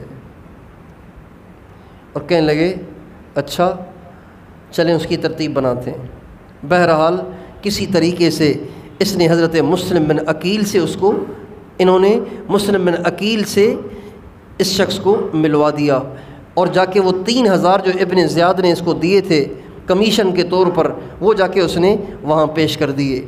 حضرت مسلم بن عقیل نے اس کو دعا دی اور پھر وہ روزانہ اب آنا جانا شروع ہو گیا۔ روز کے آنے جانے کا فائدہ ابن زیاد کو یہ ہوا کہ روزانہ کی خبر ابن زیاد کے پاس جاتی رہی، جو ادھر مشورہ ہو رہا ہے، جو لوگ بیعت ہو رہے ہیں، جو لوگ آ جا رہے ہیں، یہ ساری خبریں ابن زیاد کے پاس پہنچنے لگیں۔ ایک دن ابن زیاد نے ہانی بن عروہ کو بلایا اور کہا ہانی تم سدھر جاؤ، تم ٹھیک ہو جاؤ، ہم تمہارا خیال کر رہے ہیں، ہم تمہارا لحاظ کر رہے ہیں، مجھے سب پتہ ہے کہ مسلم بن عقیل تیرے پاس ٹھہرا ہوا ہے۔ کہا نہیں میرے پاس نہیں ٹھہرے ہوئے، کہا ہمیں سب پتہ ہے۔ یہ کہتے ہی وہ جو شخص 3,000 درہم لے کر حضرت مسلم بن عقیل کے پاس گیا تھا اس کو سامنے کر دیا۔ جو ہی وہ شخص سامنے آیا تو ہانی بن عروہ تو کچھ کہہ ہی نہ سکے، کہنے لگے تم ٹھیک ہو جاؤ، مسلم بن عقیل کو میرے حوالے کرو۔ کہا مسلم بن عقیل کو حوالے نہیں کروں گا، مہمان کو حوالے نہیں کروں گا، چاہے تم مجھے قتل کر دو۔ ان کا دیکھو میں تمہیں قتل کر دوں گا۔ ہانی بن عروہ کہنے لگے مجھے قتل کرنا اتنا آسان نہیں ہے، اگر تو نے میرے اوپر ہاتھ اٹھایا تو تیرا یہ محل کوفہ کے نوجوان گھیر لیں گے، کوفہ کی تلواریں گھیر لیں گی اور تمہارے لیے جان بچانا مشکل ہو جائے گا۔ جب یہ کہا تو وہ تھوڑا سا گھبرایا، ابن زیاد تھوڑا سا گھبرایا۔ مسلم بن عقیل کو جب پتہ چلا کہ بات لیک ہو گئی ہے، مخبری ہو گئی ہے، ہم سے دھوکہ ہوا ہے، تو وہ وہاں سے نکل کر کہیں اور پناہ لینے کے لیے جگہ ڈھونڈنے لگے، لیکن جو لوگ آنا جانا رکھتے تھے وہ سب تو چھوڑ چھاڑ کے حضرت مسلم بن عقیل کو تنہا کر گئے۔ حضرت مسلم بن عقیل اب تنہا کوفہ کی گلیوں میں گھوم رہے تھے کہ کوئی مجھے اپنے گھر میں پناہ دے دے، اور یوں گھومتے گھومتے جب تھک گئے تو ایک دروازے پہ آ کے سر پہ ہاتھ دھر کے بیٹھ گئے۔ وہ دروازہ ایک بڑھیا عورت جس کا نام توعا تھا، وہ اس کا تھا، وہاں کے بیٹھ گئے۔ بڑھیا نے دیکھا کہ میرے دروازے پہ کوئی بیٹھا ہوا ہے تو کہا بھائی تم کیوں بیٹھے ہو یہاں پہ؟ کہا جی پیاسا ہوں، پانی چاہیے۔ تو وہ گئی، پانی بھر کے لے آئی اور پانی پلایا، پانی بھی پی لیا، اب بھی بیٹھے ہوئے ہیں۔ تو بڑھیا نے کہا آپ جا کیوں نہیں رہے؟ آپ نے پانی مانگا، ہم نے پانی پلایا، آپ پھر بھی یہاں بیٹھے ہوئے ہیں۔ تو حضرت مسلم بن عقیل کہنے لگے کیا کروں، مسافر ہوں، بے گھر ہوں، بے در ہوں، کوئی میرا ساتھی نہیں ہے، اور میرا نام مسلم بن عقیل ہے، امام حسین کی طرف سے آیا تھا، کوفہ والوں نے ہم سے وعدے کیے تھے، وہ سارے ابن زیاد کی دھمکیوں میں آ کے پھر گئے، اب میں اکیلا رہ گیا ہوں، کوئی مجھے پناہ دینے والا بھی نہیں ہے، تو آپ مجھے پناہ نہیں دے دیں گی؟ تو وہ عورت کہنے لگی آپ نے تو بڑی آزمائش میں ڈال دیا۔ یہ کہہ کر حضرت مسلم بن عقیل کو اس نے اندر اپنے کمرے میں چھپا لیا۔ اس عورت کا ایک بیٹا تھا، اس کا نام بلال تھا۔ وہ جب گھر میں آیا، رات کو جب وہ آیا تو اس نے دیکھا کہ اس کی والدہ کبھی اندر جا رہی ہے، کبھی باہر، کبھی اندر کبھی باہر۔ تو اس کو کچھ شک سا ہوا کہ اندر کوئی آیا ہے، تو اس نے اپنی والدہ سے پوچھا امی اندر کوئی ہے کیا؟ آپ بار بار اندر جا رہی ہیں؟ کہا نہیں بیٹا کوئی نہیں ہے۔ جب اس نے اصرار کیا تو ماں نے کہا ایک شرط ہے، تو مخبری نہیں کرے گا، اس بات کو لیک نہیں کرے گا، لہٰذا میں تجھے بتا دیتی ہوں۔ چنانچہ اس نے وعدہ کیا۔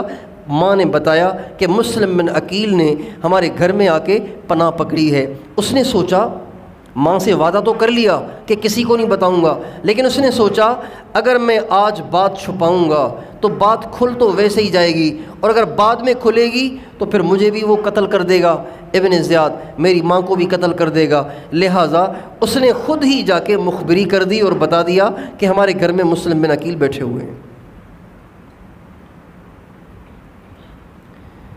ابن زیاد نے 70 آدمی بھیجے، جاؤ جا کے مسلم بن عقیل کو گرفتار کر کے لے آؤ۔ مسلم بن عقیل کو گرفتار کرنے کے لیے جب یہ 70 آدمی اندر گھسے تو مسلم بن عقیل نے کہا یوں ہی ہاتھ میں ہاتھ دینے والے لوگ نہیں ہیں ہم، یہ کہہ کر اکیلے نے ان 70 پہ حملہ کر دیا۔ لڑتے لڑتے لڑتے لڑتے جب زخموں سے چور ہو کر تھک گئے تو بیٹھ گئے۔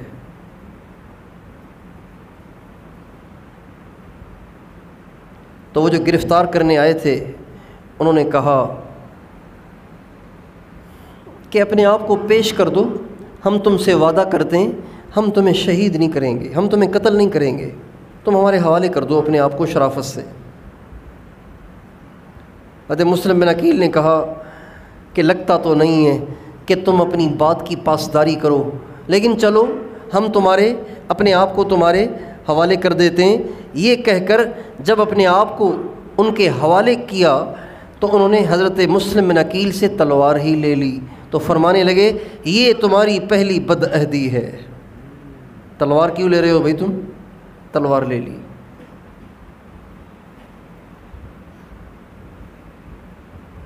جو گرفتار کرنے آئے تھے ان کا جو سپہ سالار تھا اس نے دیکھا کہ حضرت مسلم بن عقیل رو رہے ہیں، تو اس نے کہا تم نے حرکت بھی تو ایسی کی ہے نا، اب روتے کیوں ہو؟ یزید امیر المومنین ہے اور تو آیا ہے ان سے مقابلہ کرنے کے لیے یہاں؟ تو مسلم بن عقیل نے کہا اپنے آپ پہ نہیں رو رہا ہوں، اپنے آپ پہ نہیں رو رہا ہوں۔ کہا کس پہ رو رہے ہو؟ کہا رو اس بات پہ رہا ہوں کہ امام حسین سارے اہل بیت کو لے کر کوفہ کی طرف آ رہے ہیں، میں نے ان کو خط بھی بھیج دیا ہے کہ سارا کوفہ ہمارے ساتھ ہے، مجھے ڈر لگ رہا ہے کہ مجھے تو شہید کر ہی دیا جائے گا، لیکن امام حسین اپنے سارے اہل بیت کو لے کر یہاں آ گئے تو ان کا کیا ہوگا؟ ان کا کیا ہوگا؟ اس بات پہ رو رہا ہوں۔ چنانچہ ان کو ابن زیاد کے سامنے لے جایا گیا۔ ابن زیاد نے ان کو شہید کرنے کا حکم دے دیا، اور ہانی بن عروہ جن کے گھر پہلے رہتے تھے اس کو بھی شہید کرنے کا حکم دیا، حضرت مسلم بن عقیل کو بھی شہید کرنے کا حکم دیا۔ جب مسلم بن عقیل کو شہید کرنے کا حکم دیا تو اس سے پوچھا کوئی وصیت ہے؟ کہاں وصیت ہے، 2 باتوں کی وصیت کرتا ہوں۔ ابن زیاد سے کہا 2 باتوں کی وصیت کرتا ہوں۔ ابن زیاد نے عمر ابن سعد سے کہا تم معلوم کر لو یہ کون سی 2 باتیں کہہ رہا ہے۔ تو عمر ابن سعد گھبرانے لگے، پتہ نہیں کیا کہے گا، پتہ نہیں مجھ سے نبھایا بھی جائے گا نہیں نبھایا جائے گا۔ تو ابن زیاد نے کہا تم سن لو اللہ خیر کرے گا۔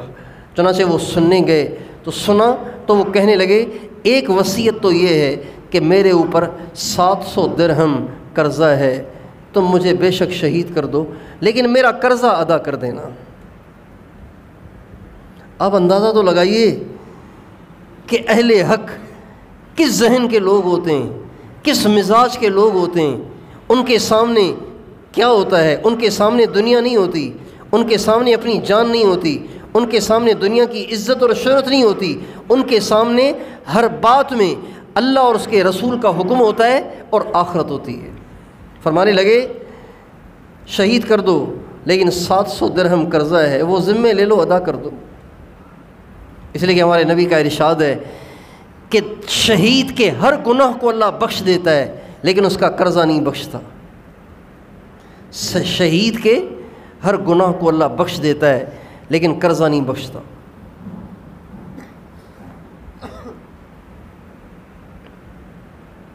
اور دوسری وصیت میری یہ ہے کہ فوری طور پر ایک آدمی دوڑاؤ جو امام حسین کو جا کر وہیں سے واپس کر دے۔ کہیں امام حسین سارے اہل بیت کو لے کر یہاں آ گئے تو کیا ہوگا؟ یہ دونوں وصیتیں بتائی گئیں اور انہوں نے دونوں وصیتیں اپنے ذمے لیں، اور ایک شخص انہوں نے مقرر کیا جو جا کے امام حسین کو ساری کارگزاری سنائے، اور 700 درہم اپنے ذمے لیے گئے۔ حضرت مسلم بن عقیل کو اوپر لے جایا گیا، وہاں سے ان کی گردن مبارک کاٹ کے نیچے پھینک دی گئی۔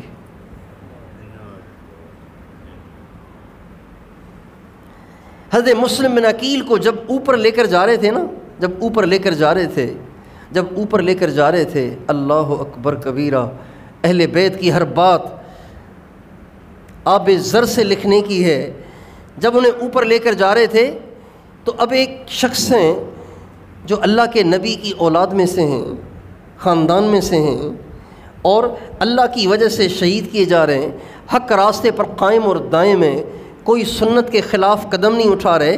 لیکن جب ان کو اوپر لے کر جایا جا رہا تھا تو کتابوں میں لکھا ہے اوپر چڑھتے ہوئے اللہ سے اپنے گناہوں کی معافی مانگتے رہے، یا اللہ گناہ گار ہوں معاف کر دے، تیرے پاس حاضری کا وقت قریب ہے، اے اللہ تیرے پاس آ رہا ہوں، پچھلی خطائیں معاف کر دے۔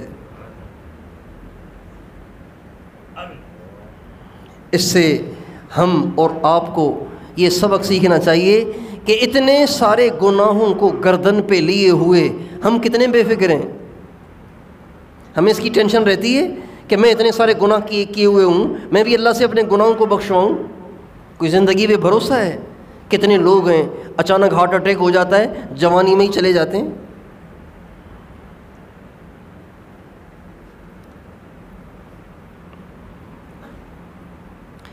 ہر سال ہم یہ قصہ سناتے ہیں، ہر سال پورا قصہ سناتے ہیں، لیکن مقصود قصہ نہیں ہوتا۔ قصہ تو بہت سنایا جاتا ہے، قصہ سنانا مقصود نہیں ہوتا۔ مقصود اہل بیت کا مزاج، اہل بیت کی کارکردگی اور اہل بیت کے نظریے اور اہل بیت کی سوچ کو واضح کرنا ہوتا ہے کہ اہل بیت کی سوچ کیا تھی، اہل بیت نے اتنا بڑا قدم کیوں اٹھایا، اہل بیت کا مزاج مبارک کیا تھا، اہل بیت کیا چاہتے تھے، ان کی زندگی کیا تھی، تاکہ اس معیار کو سن کر ہم اور آپ پرکھیں کہ ہم ابن زیاد کے ساتھی ہیں یا اہل بیت کے ساتھی ہیں۔ اس لیے سناتے ہیں۔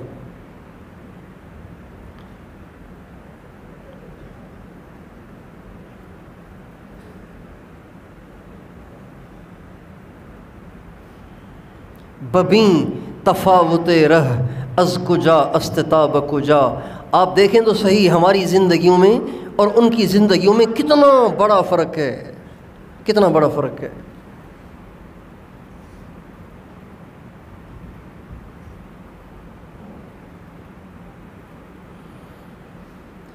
اللہ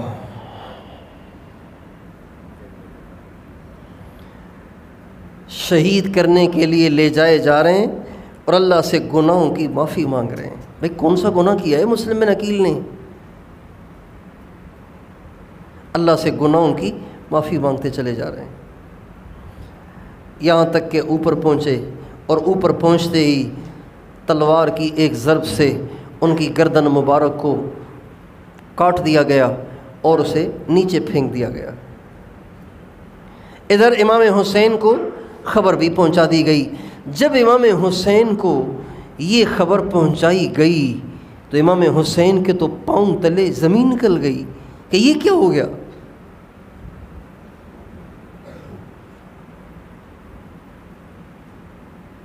اور اپنے ساتھیوں کو جمع کیا اور پوچھا، ہم جس ارادے سے نکلے تھے وہ تو کچھ اور تھا، وہ تو کچھ اور تھا، وہ تو کچھ اور تھا، وہ تھا خلافت کو قائم کرنا، حقیقی خلافت کو قائم کرنا، اللہ کے نبی کے طریقے پر، آپ کی سنت پہ خلافت کو قائم کرنا۔ اب خلافت کو قائم کرنے کی تو کوئی صورت ہی نہیں رہی، چونکہ سارے ہی ان کے ساتھ ہو گئے، لہٰذا اب تو یہی بنتا ہے نا کہ واپس جایا جائے۔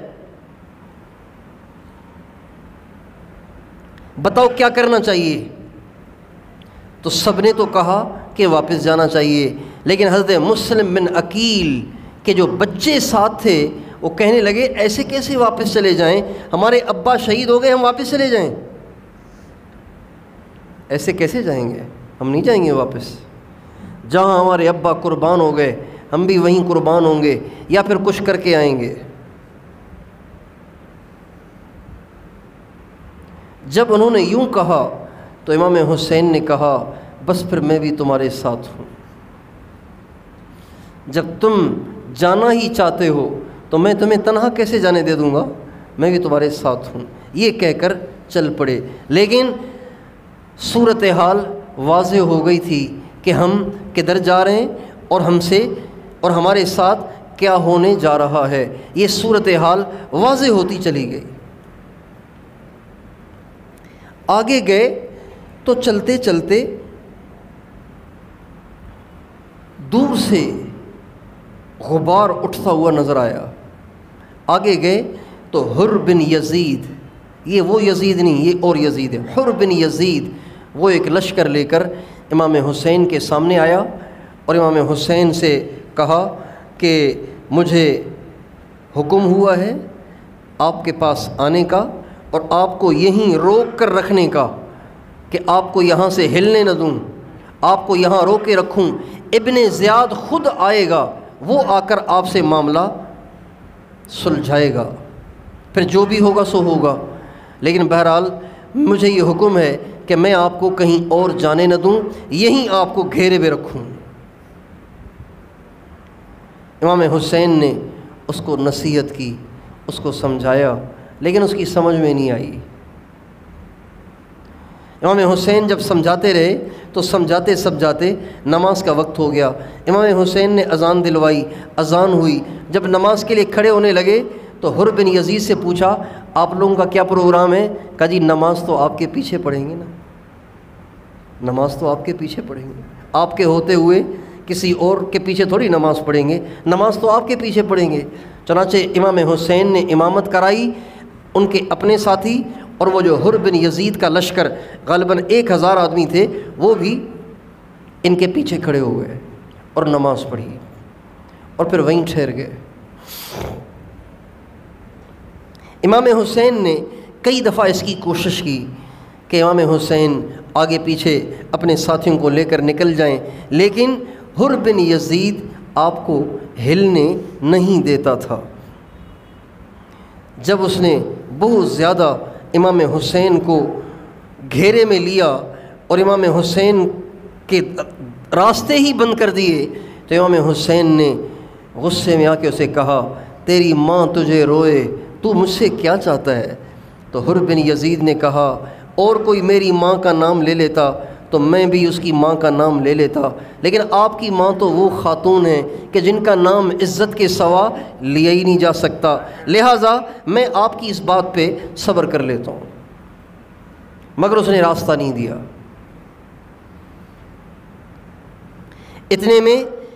اتنے میں ابن زیاد بھی 4000 کا لشکر لے کے پہنچ گیا،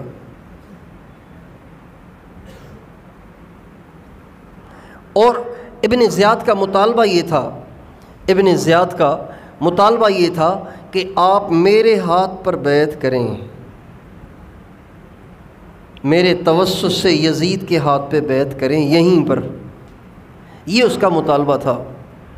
امام حسین نے کئی دفعہ اس کو سمجھایا اور کئی دفعہ ابن زیاد کے ساتھیوں کے سامنے کھڑے ہو کر بیان فرمایا اور ان کو حقیقت حال سے آگاہ کیا اور فرمایا دیکھو میں خود نہیں آیا، 150 خطوط نکال کے دکھائے، یہ خطوط مجھے انہوں نے بھیجیں جو تمہارے ساتھ آئے ہیں، اور انہوں نے وفد بھیجے، جماعتیں بھیجیں کہ آپ یہاں آ جائیں، کوفہ خالی ہے، سارا کوفہ آپ کے ساتھ ہے، تو میں تو اس لیے آیا ہوں، میں تو لڑنے کے لیے تھوڑی آیا ہوں۔ تو ابن زیاد کہنے لگے ہم نہیں جانتے کون سے خطوط اور کون سے وفود اور جماعتیں، ہم نہیں جانتے، بہرحال بس ایک ہی صورت ہے کہ آپ یزید کے ہاتھ پہ بیعت کریں، یزید کو امیر تسلیم کریں، یزید جیسا بھی ہے آپ اس کو امیر تسلیم کریں اور میرے توسط سے اس کے ہاتھ پہ بیعت کریں۔ حضرت امام حسین اس موقع پہ فرمانے لگے اس یزید کے ہاتھ پہ تیرے توسط سے بیعت کرنے سے تو مر جانا ہی بہتر ہے، جان دے دینا ہی بہتر ہے۔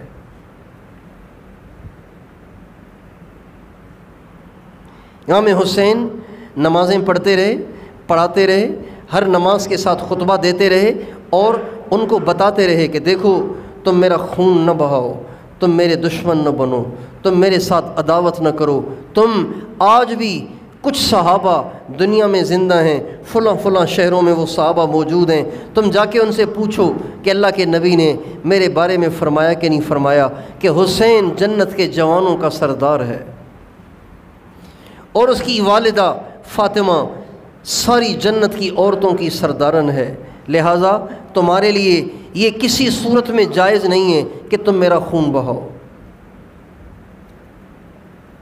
مگر وہ سنی انسنی کر دیا کرتے تھے۔ لیکن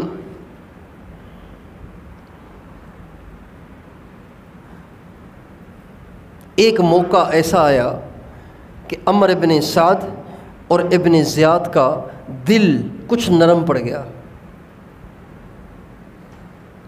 ابن زیاد اور عمر بن سعد کا دل کچھ نرم پڑ گیا۔ عمر ابن سعد کا دل، ابن زیاد کا نہیں، عمر ابن سعد کا دل نرم پڑ گیا۔ عمر ابن سعد نے جو 4000 کا لشکر لے کے آیا تھا، اس نے ابن زیاد کو خط لکھا اور کہا میں یہ چاہتا ہوں کہ لڑائی بھی نہ ہو اور کام بھی ہو جائے۔ حسین یہ کہہ رہا ہے، حضرت امام حسین نے اس کو کہا کہ دیکھو بات یہ ہے کہ تم مجھے یزید کے پاس جانے دو، میں خود ہی اس سے مل کر اپنا معاملہ صاف کروں گا، یا تو تم اس کو قبول کر لو، اور اگر تم یزید کے پاس جانے نہیں دیتے تو میں مدینے واپس چلا جاتا ہوں، مجھے مدینے جانے دو۔ مدینے بھی جانے نہیں دیتے تو شام کی سرحدوں پہ کفار سے جہاد ہو رہا ہے، تم مجھے وہاں جانے دو، میں وہیں چلا جاتا ہوں، شام کی سرحد پہ رہوں گا اور مسلمانوں کے ساتھ مل کر کفار سے جہاد کرتا رہوں گا۔ جب یہ 3 آپشن پیش کیے تو عمر بن سعد کی سمجھ میں کچھ بات آنے لگی، چونکہ رشتہ داریاں تھیں تو اس نے فوراً ابن زیاد کو پیغام بھیجا، کہا اللہ کا شکر ہے آگ بجھنے لگ گئی ہے، فتنہ ختم ہونے لگ گیا ہے، بس تم ایسے کرو، مہربانی کرو کہ ان 3 باتوں میں سے کسی ایک بات پہ راضی ہو جاؤ۔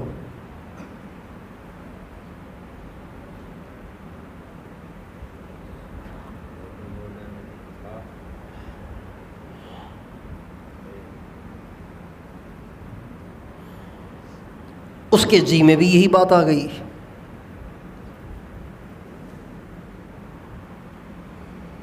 لیکن شمر ذل جوشن جو واقعہ کربلا میں سب سے بڑا بدبخت اور سب سے بڑا ظالم اور سب سے زیادہ کم قسمت نکلا، اس نے کہا کہ نہیں، سختی کا معاملہ کرنا چاہیے،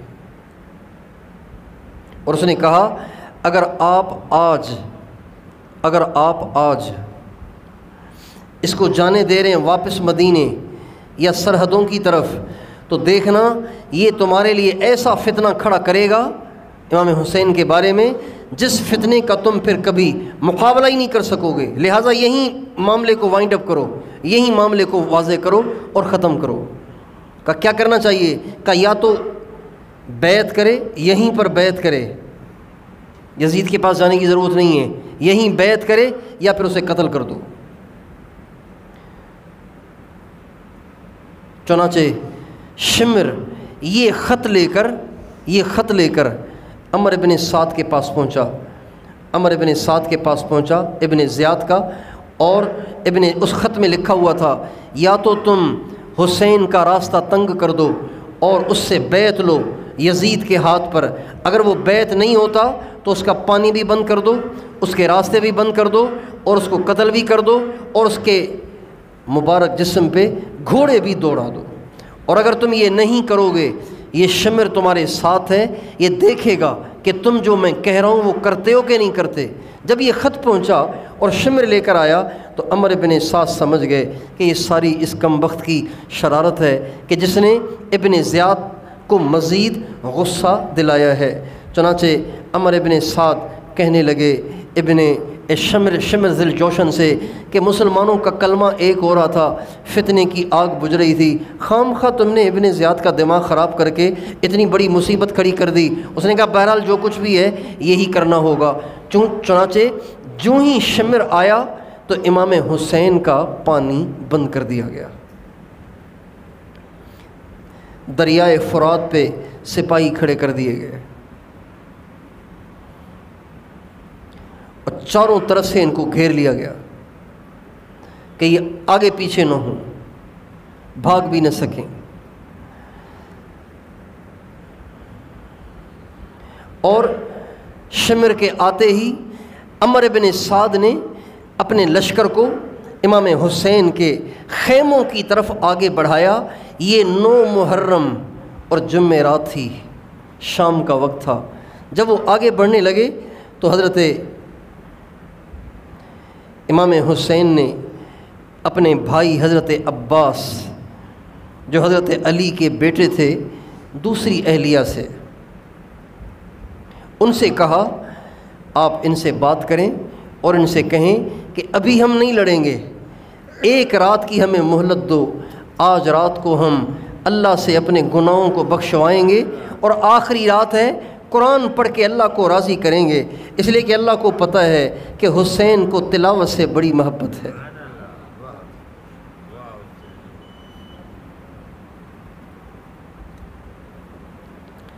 چنانچہ حضرت عباس نے عمر بن سعد کے لشکر سے بات کی اور کہا ایک رات کی ہمیں مہلت دی جائے، آج رات کو ہم اپنے گناہوں کو اللہ سے بخشوانا چاہتے ہیں، اپنے گناہوں کو اللہ پاک سے بخشوانا چاہتے ہیں اور قرآن پاک کی تلاوت کرنا چاہتے ہیں۔ جب یہ کہا تو عمر بن سعد اپنے لشکر کو لے کر پیچھے چلا گیا اور رات گزرنے لگی۔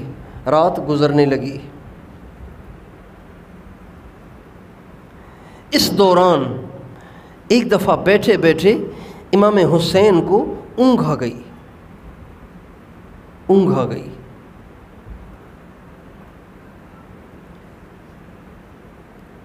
تو اس ہلکی سی نیند میں انہوں نے خواب دیکھا کہ کوئی کہنے والا کہہ رہا ہے یہ قافلہ ایسا قافلہ ہے کہ ان کی موت بھی ان کے ساتھ جا رہی ہے۔ یہ آواز سنتے ہی ایک دم جو نیند سے اونگ سے بیدار ہوئے تو چیخ نکل گئی، امام حسین کی چیخ نکل گئی۔ جب چیخ نکلی تو حضرت علی اکبر جو امام حسین کے بڑے بیٹے تھے، انہوں نے جب یہ چیخ سنی تو کہا ابو کیا ہوا، ابو کیا ہوا؟ کہا بیٹا ابھی مجھے اونگ آئی تھی، ابھی مجھے اونگ آئی تھی، ابھی مجھے اونگ آئی تھی، اور اس اونگ میں ایک کہنے والا کہہ رہا تھا یہ لوگ جا رہے ہیں، ان کی موت بھی ان کے ساتھ جا رہی ہے، اس لیے چونکتے ہوئے میری آواز نکل گئی۔ تو حضرت علی اکبر کہنے لگے ابو کیا ہم حق پہ نہیں جا رہے؟ کیا ہم جس راستے پہ چلے ہیں یہ راستہ حق کا راستہ نہیں ہے؟ کہا بیٹا راستہ تو حق کا ہے۔ کہا ابو پھر آپ گھبراتے کیوں ہیں؟ حق راستے میں جان دینی پڑ بھی گئی تو ہم جان بھی دے دیں گے۔ امام حسین کہنے لگے بیٹا آج تو نے بیٹا ہونے کا حق ادا کر کے میرے حوصلے کو بہت بلند کر دیا۔ آخری رات ہے، جمعے کی رات ہے، اور دشمنوں سے مہلت لے لی گئی ہے۔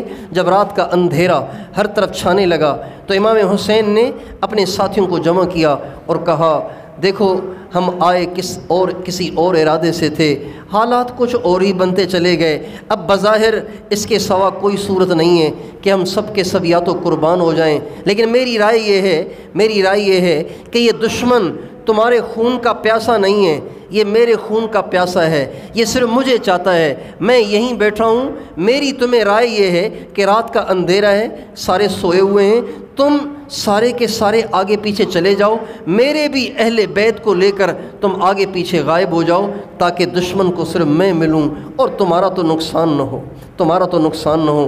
پھر فرمانے لگے کہ میری رائے یہ ہے کہ تم سب کے سب یہاں سے کھسک جاؤ۔ جب یوں فرمایا تو سارے ساتھی اور سارے اہل بیت رونے لگ گئے اور کہنے لگے حضرت یہ کیسے ہو سکتا ہے کہ ہم آپ کو دشمن کے منہ میں چھوڑ جائیں اور خود اپنی جان بچا کے چلے جائیں؟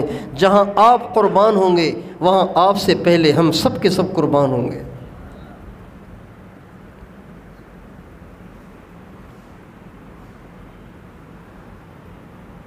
چنانچہ وہ رات ساری رات دعاؤں میں، گناہوں، استغفار میں، اب امام حسین کے تو کوئی گناہ نہیں ہے لیکن یہ بعد والوں کے لیے ایک بہت بڑا سبق چھوڑ کے چلے گئے، بعد والوں کو ایک بہت بڑی تنبیہ کر کے چلے گئے کہ جب ہم آخرت کے لیے اتنے پریشان اور فکر مند ہیں تو تمہیں آخرت کے لیے کتنا پریشان اور فکر مند ہونا چاہیے۔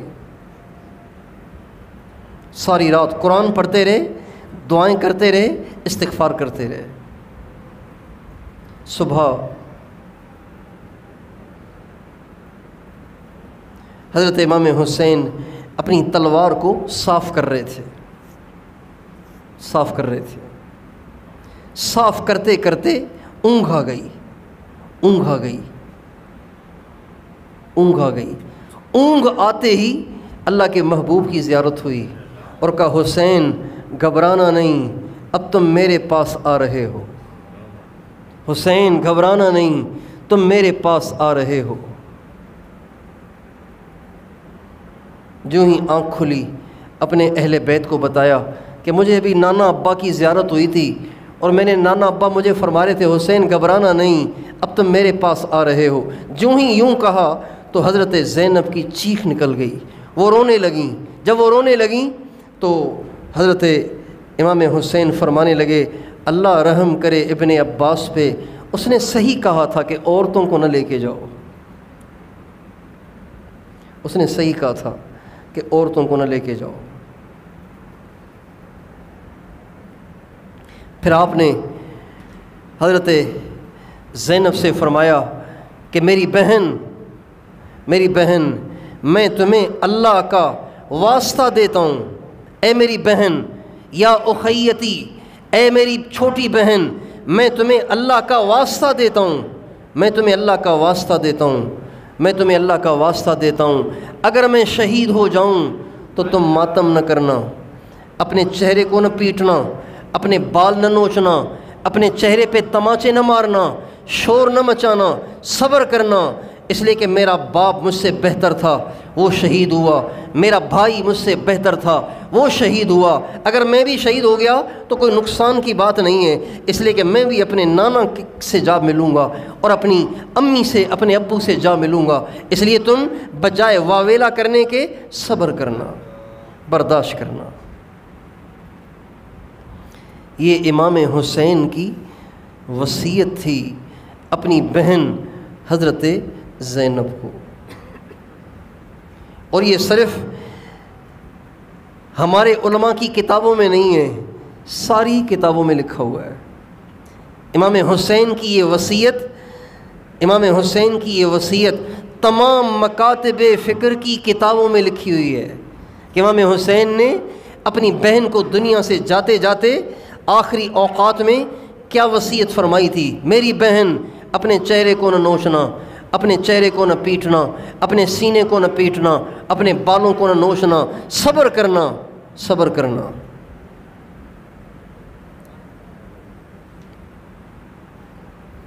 چنانچہ صبح ہوئی اور دشمن لشکر لے کر آ گیا، اور امام حسین کے ساتھی بھی تیار ہو کر آگے آ کر کھڑے ہو گئے۔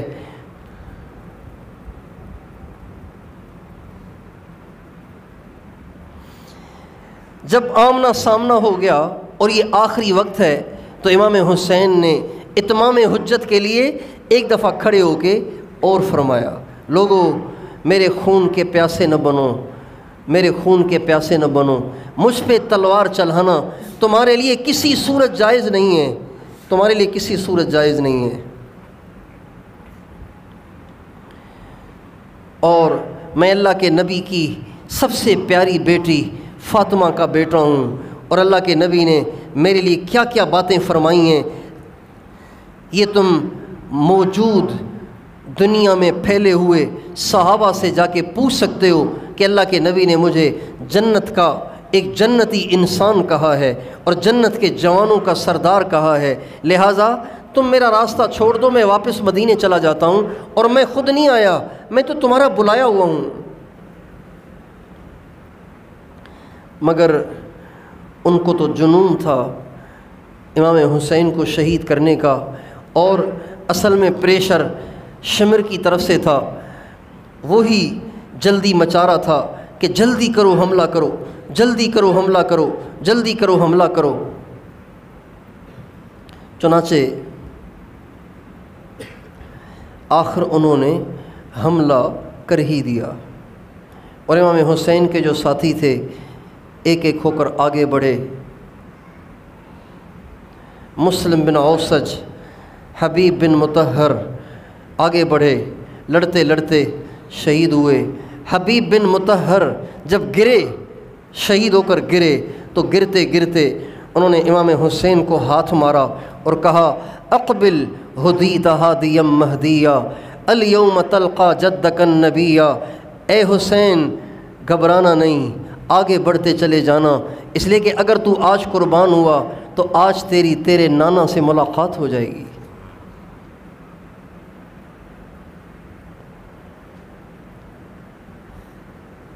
الیوم تلقا جدک النبیا، آج تیرے نانا سے ملاقات ہو جائے گی۔ وحسنا والمرتضی علیہ، آج تیرے بھائی حسن سے بھی ملاقات ہونے والی ہے، تیرے بابا علی سے بھی ملاقات ہونے والی ہے، تو گھبرانے کی تو بات ہی نہیں۔ یہ کہہ کر وہ شہید ہو گئے۔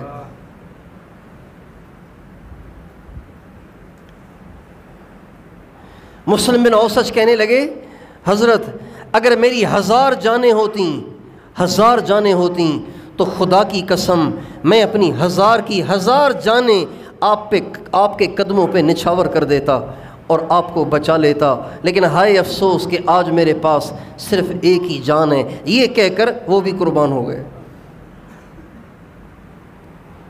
اور پھر یوں قربان ہوتے ہوتے جوں ہی سورج مغرب کی طرف ڈھلنے لگا اور ظہر کی نماز کا ٹائم داخل ہوا، اور امام حسین کو اس کا خیال ہوا کہ ظہر کا وقت ہو چکا ہے اور اب معاملہ بہت خطرناک ہوتا چلا جا رہا ہے، تو امام حسین نے اپنے ساتھی سے کہا کہ اعلان کرو کہ جنگ کو روکا جائے، ہم نماز پڑھنا چاہتے ہیں۔ جب انہوں نے اعلان کیا تو شمر کم بخت کہنے لگا کہ جو امیر المومنین کے باغی ہیں ان کی تو نمازیں قبول ہی نہیں ہیں، نمازیں پڑھ کے کیا کرو گے؟ تو امام حسین فرمانے لگے اگر آج اہل بیت کی اللہ نمازیں قبول نہیں کرے گا تو پھر کس کی کرے گا؟ یہ کہہ کر انہوں نے اپنے ساتھیوں کو لیا اور ساری دنیا کو ایک پیغام دیا کہ نماز اتنی اہم ہے کہ میدان کربلا میں بھی نماز چھوڑنے کی گنجائش نہیں ہے، لہٰذا ان کے سارے ساتھیوں نے نماز پڑھی، شمر نے نہیں پڑھی، شمر نے نہیں پڑھی،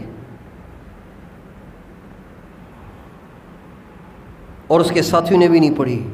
امام حسین نے اور ان کے سارے جو ساتھی باقی رہ گئے تھے ان سب نے نماز پڑھی، ظہر کی نماز ادا کی، ظہر کی نماز ادا کی، اور اس کے بعد بچے کچے ساتھی بھی شہید ہوئے اور باقی اہل بیت رہ گئے، اہل بیت رہ گئے۔ تو اہل بیت میں سے بھی ایک ایک ہو کر نکلنے لگے، حضرت جعفر کے بچے، مسلم بن عقیل رضی اللہ عنہم کے بچے، پھر اس کے بعد امام حسین کے بچے بھی باہر نکلے، جن میں علی اکبر نکلے، ننھا منھا سا نوجوان، خوبصورت سا پھولوں جیسا نوجوان نکلا۔ جب وہ میدان میں نکلے تو نفیس طبیعت کے اور خوبصورت چہرے والے اور گورے چٹے چہرے والے، جب وہ میدان میں نکلے تو تھے بھی چھوٹی عمر کے۔ اکبر ان کو اس لیے کہتے تھے کہ امام حسین کے 2 بیٹوں کا نام علی تھا، امام حسین کے 2 بیٹوں کا نام علی تھا، جو عمر میں بڑے تھے وہ بھی علی، جو عمر میں چھوٹے تھے وہ بھی علی۔ دونوں میں تمیز کرنے کے لیے ایک کو اکبر کہا جاتا تھا کہ یہ علی ہے لیکن بڑے والا، یہ علی ہے لیکن چھوٹے والا، اس لیے ان کو اکبر اور اصغر کہا جاتا تھا۔ علی اکبر شہید ہو گئے، علی اصغر وہ ہیں جن کا لقب زین العابدین کے نام سے مشہور ہوا۔ وہ اتنی عبادت کرتے تھے، روزانہ 1000 رکعت نفل پڑھتے تھے، چنانچہ ان کا نام زین العابدین پڑ گیا، ان کا لقب زین العابدین پڑ گیا۔ وہ علی اصغر تھے۔ علی اکبر جب میدان میں نکلنے لگے تو خیموں سے رونے کی آوازیں آنا شروع ہو گئیں۔ امام حسین نے ان کو خاموش کرایا اور دوبارہ ان کو نصیحت کی، شور نہ مچاؤ، صبر کرو، اللہ کی رضا میں راضی رہو۔ یہ کہہ کر جب ان کے بیٹے علی اکبر میدان میں نکلے، جو ہی وہ آگے بڑھے تو ایک شخص مرہ ابن منقذ نے جب ان پہ زور سے تلوار چلائی تو ایک دم پلٹ کے حضرت علی اکبر گرے۔ جب وہ گرے تو گرتے ہی شہید ہو گئے، تڑپ تڑپ کے شہید ہو گئے۔ حضرت امام حسین ان کی لاش مبارک کی طرف بھاگے اور پھر ان کی لاش مبارک کو تڑپتا دیکھ کے فرمانے لگے، اللہ ہلاک کرے اس قوم پر، اللہ ہلاک کرے اس قوم کو جس نے تیرے جیسے پھول پہ بھی ترس نہ کھایا، اللہ ہلاک کرے اس قوم کو جس نے تیرے جیسی کی بھی رعایت نہ کی اور تیرے جیسے پہ بھی تلوار چلا دی۔ بڑے پتھر دل ہیں وہ لوگ، بڑے پتھر دل اور سنگ دل ہیں وہ لوگ۔ چنانچہ ان کی لاش مبارک کو اٹھا کے اندر لائے۔ سب سے آخر میں حضرت امام حسن کے بیٹے قاسم، جو سب سے زیادہ اس پورے لشکر میں خوبصورت تھے، جب وہ میدان میں نکلے تو کہتے ہیں ایسے لگ رہا تھا جیسے 14ویں کا چاند آسمان سے نیچے اترا ہو، 14ویں کا چاند آسمان سے نیچے اتر آیا ہو۔ جس طرف کو رخ کرتے تھے لوگ بھاگ جاتے تھے۔ آخر ایک شخص نے آگے بڑھ کر ان کے مونڈھے پہ حملہ کیا، وہ بھی پلٹ کے گرے، لیکن گرتے گرتے انہوں نے زور سے کہا، یا اماں، ہائے چچا۔ جب یہ آواز امام حسین کے کان میں پڑی تو بھاگے ہوئے گئے اور آ کے اپنے بھتیجے کے اوپر گر گئے اور فرمانے لگے کہ اے میرے بھتیجے، آج تیرا چچا تیری مدد نہیں کر سکتا، اس لیے کہ تیرا چچا آج بڑا کمزور ہے، قل ناصرہ وکثر واترہ، آج تیرے چچا کے مددگار بہت تھوڑے رہ گئے اور اس کے دشمن بہت زیادہ ہو گئے۔ یہ کہہ کر اپنے بھتیجے کی لاش کو بھی اٹھایا اور آ کے اپنے خیموں میں لٹایا۔ اب ساتھی بھی شہید ہو گئے، اہل بیت بھی شہید ہو گئے، اب اکیلے امام حسین باقی رہ گئے۔ اکیلے امام حسین باقی رہ گئے۔ چنانچہ خود بھی زخموں سے چور ہو گئے تھے۔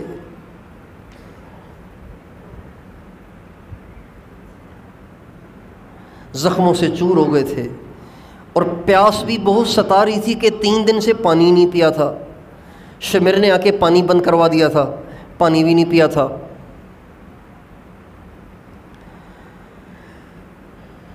اپنے خیمے میں داخل ہوئے، وہ جو جنگ کی ٹوپی ہوتی ہے نا لوہے کی، اس کو اتارا اور اپنے سر پہ پگڑی باندھی۔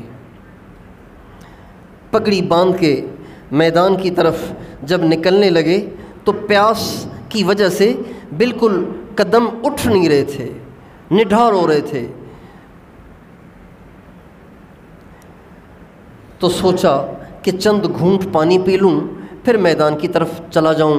چنانچہ دریائے فرات کی طرف بڑھے پانی پینے کے لیے۔ راستے میں کچھ لوگوں نے ان کا راستہ روکنا چاہا، لیکن امام حسین نے بڑی دلیری سے ان سب کو تلوار سے بھگایا اور پانی تک پہنچی گئے۔ جب دریا سے پانی کا چلو بھر کر منہ کی طرف لے گئے تو ایک شخص نے دور سے امام حسین کے گلے کا نشانہ بنا کے ایک تیر پھینکا جو ادھر گلے میں آ کے لگا، اور وہ چلو جو پہلے پانی سے بھرا ہوا تھا اب وہ خون سے بھر گیا، اور امام حسین وہ پانی نہ پی سکے اور آسمان کی طرف دیکھ کے کہنے لگے، اے اللہ میں تیری رضا پہ راضی ہوں، لیکن اللہم احصہم عددا وقتلہم بددا، اے اللہ ان میں سے ایک ایک کو دیکھ، ان میں سے ایک ایک کو گن، اور ان میں سے ایک ایک کو ہلاک کر، ولا تذر منہم احدا، کسی ایک کو نہ چھوڑنا، سب سے بدلے لینا۔ اللہم احصہم عددا وقتلہم بددا ولا تذر منہم احدا، یہ بد دعا دے کر بغیر پانی پیے ہی تلوار کو لے کر میدان میں گھسے۔ اب جس طرف کا رخ کریں تو وہ بھاگ جائیں، اس لیے کہ ساری دنیا سمجھتی ہے کہ جنت کے جوانوں کے سردار امام حسین ہے، ان پہ تلوار چلانے والا قیامت کے دن حضور کا سامنا کر سکتا ہے؟ لہٰذا ہر ایک پیچھے کو ہٹتا تھا، ہر ایک پیچھے کو ہٹتا تھا۔ شمر اس موقع پہ ہر ایک کو ملامت کر رہا تھا، سب کو ڈانٹ رہا تھا، کیوں پیچھے ہٹ رہے ہو، آگے کیوں نہیں بڑھتے ہو، حملہ کیوں نہیں کرتے ہو؟ یہ بار بار کی ترغیب سن کر ایک شخص نے ہمت کی اور آگے بڑھ کر امام حسین پہ جو وار کیا تو ایک دم امام حسین گر گئے۔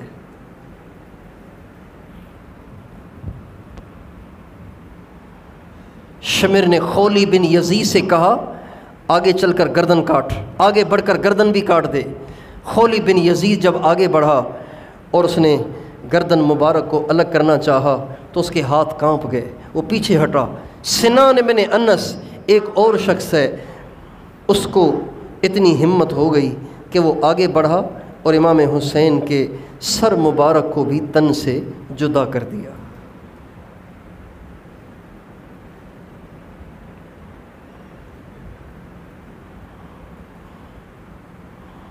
بظاہر انہوں نے ان کے خلاف اٹھنے والی آواز کو دبا دیا، ان کے خلاف اٹھنے والی آواز کو دفن کر دیا، لیکن دفن نہیں کیا۔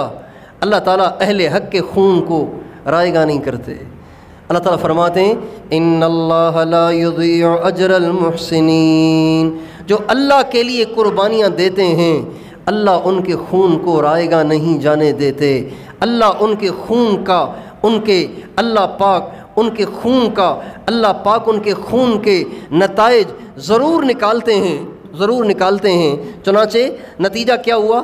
نتیجہ یہ ہوا کہ ان کے نظریے کے مطابق اہل بیت مٹ گئے، اہل بیت کی آواز دب گئی، اہل بیت مغلوب ہو گئے۔ لیکن ہم دیکھتے کیا ہیں کہ امام حسین کا نام آج بھی روشن ہے، اہل بیت کا نام آج بھی روشن ہے، اہل بیت کا پیغام لیے آج بھی مجاہدین اسلام کھڑے ہوئے ہیں، آج بھی علماء اہل حق کھڑے ہوئے ہیں۔ لیکن یزید وہ ہے، ابن زیاد وہ ہے، عمر ابن سعد وہ ہے، شمر ذی الجوشن وہ ہے، تب سے ان پر لعنت برس رہی ہے اور اب تک برس رہی ہے۔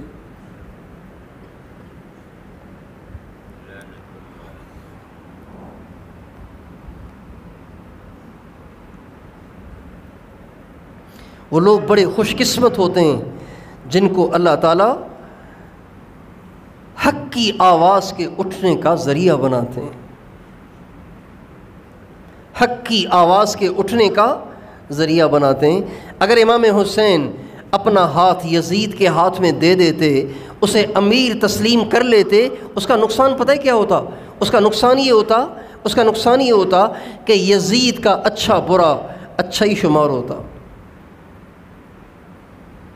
یزید کی ساری باتیں آگے چلتی اور امت مسلمہ میں اس کی نحوست سے جو بے دینی پھیلتی، اور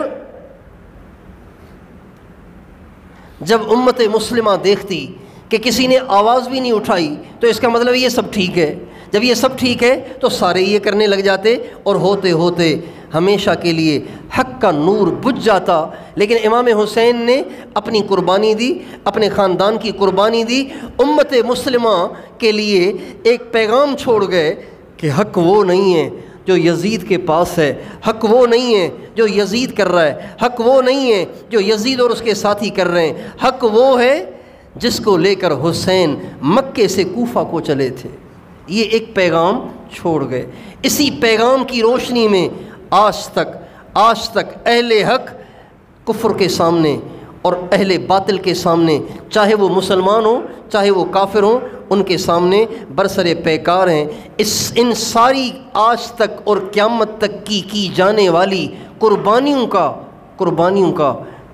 کا اجر اللہ تعالیٰ امام حسین کے صحیفے میں لکھتے رہیں گے، یہاں تک کہ آخری دور میں جب امام مہدی آئیں گے اور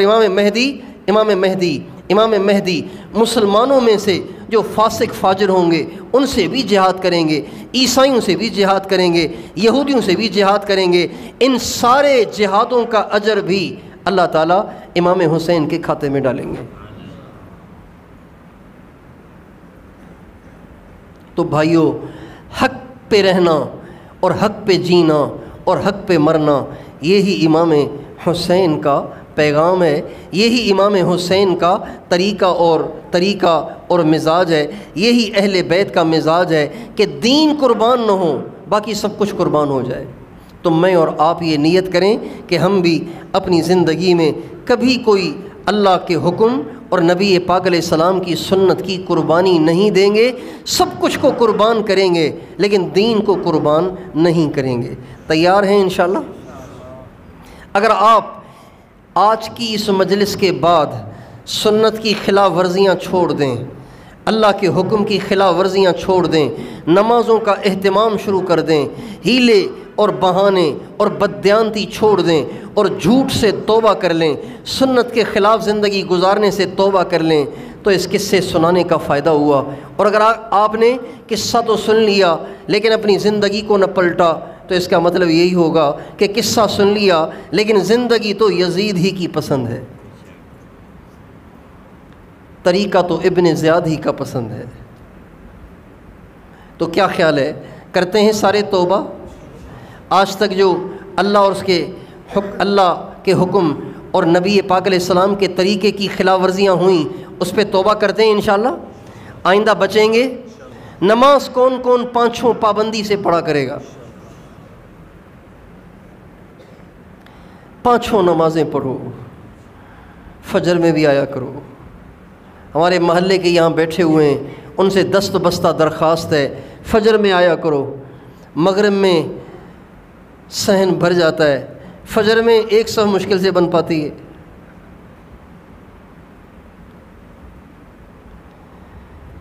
امام حسین نے کربلا میں بھی نہیں چھوڑی، آپ جیتے جی چھوڑ رہے ہیں، ٹھیک ٹھاک ہیں پھر بھی چھوڑ رہے ہیں۔ نمازیں پابندی سے پڑھیں، جھوٹ سے بچیں، بددیانتی سے بچیں، اور اللہ سے یہ ضرور دعا کیا کریں، اے اللہ حق پہ قائم رکھ، حق پہ زندگی گزارنے کی توفیق عطا فرما، اور حق ہی کے ساتھ دنیا سے ہمیں جانے کی توفیق عطا فرما۔ تیار ہیں انشاءاللہ؟ اللہ تعالی ہم سب کو توفیق عطا فرمائے۔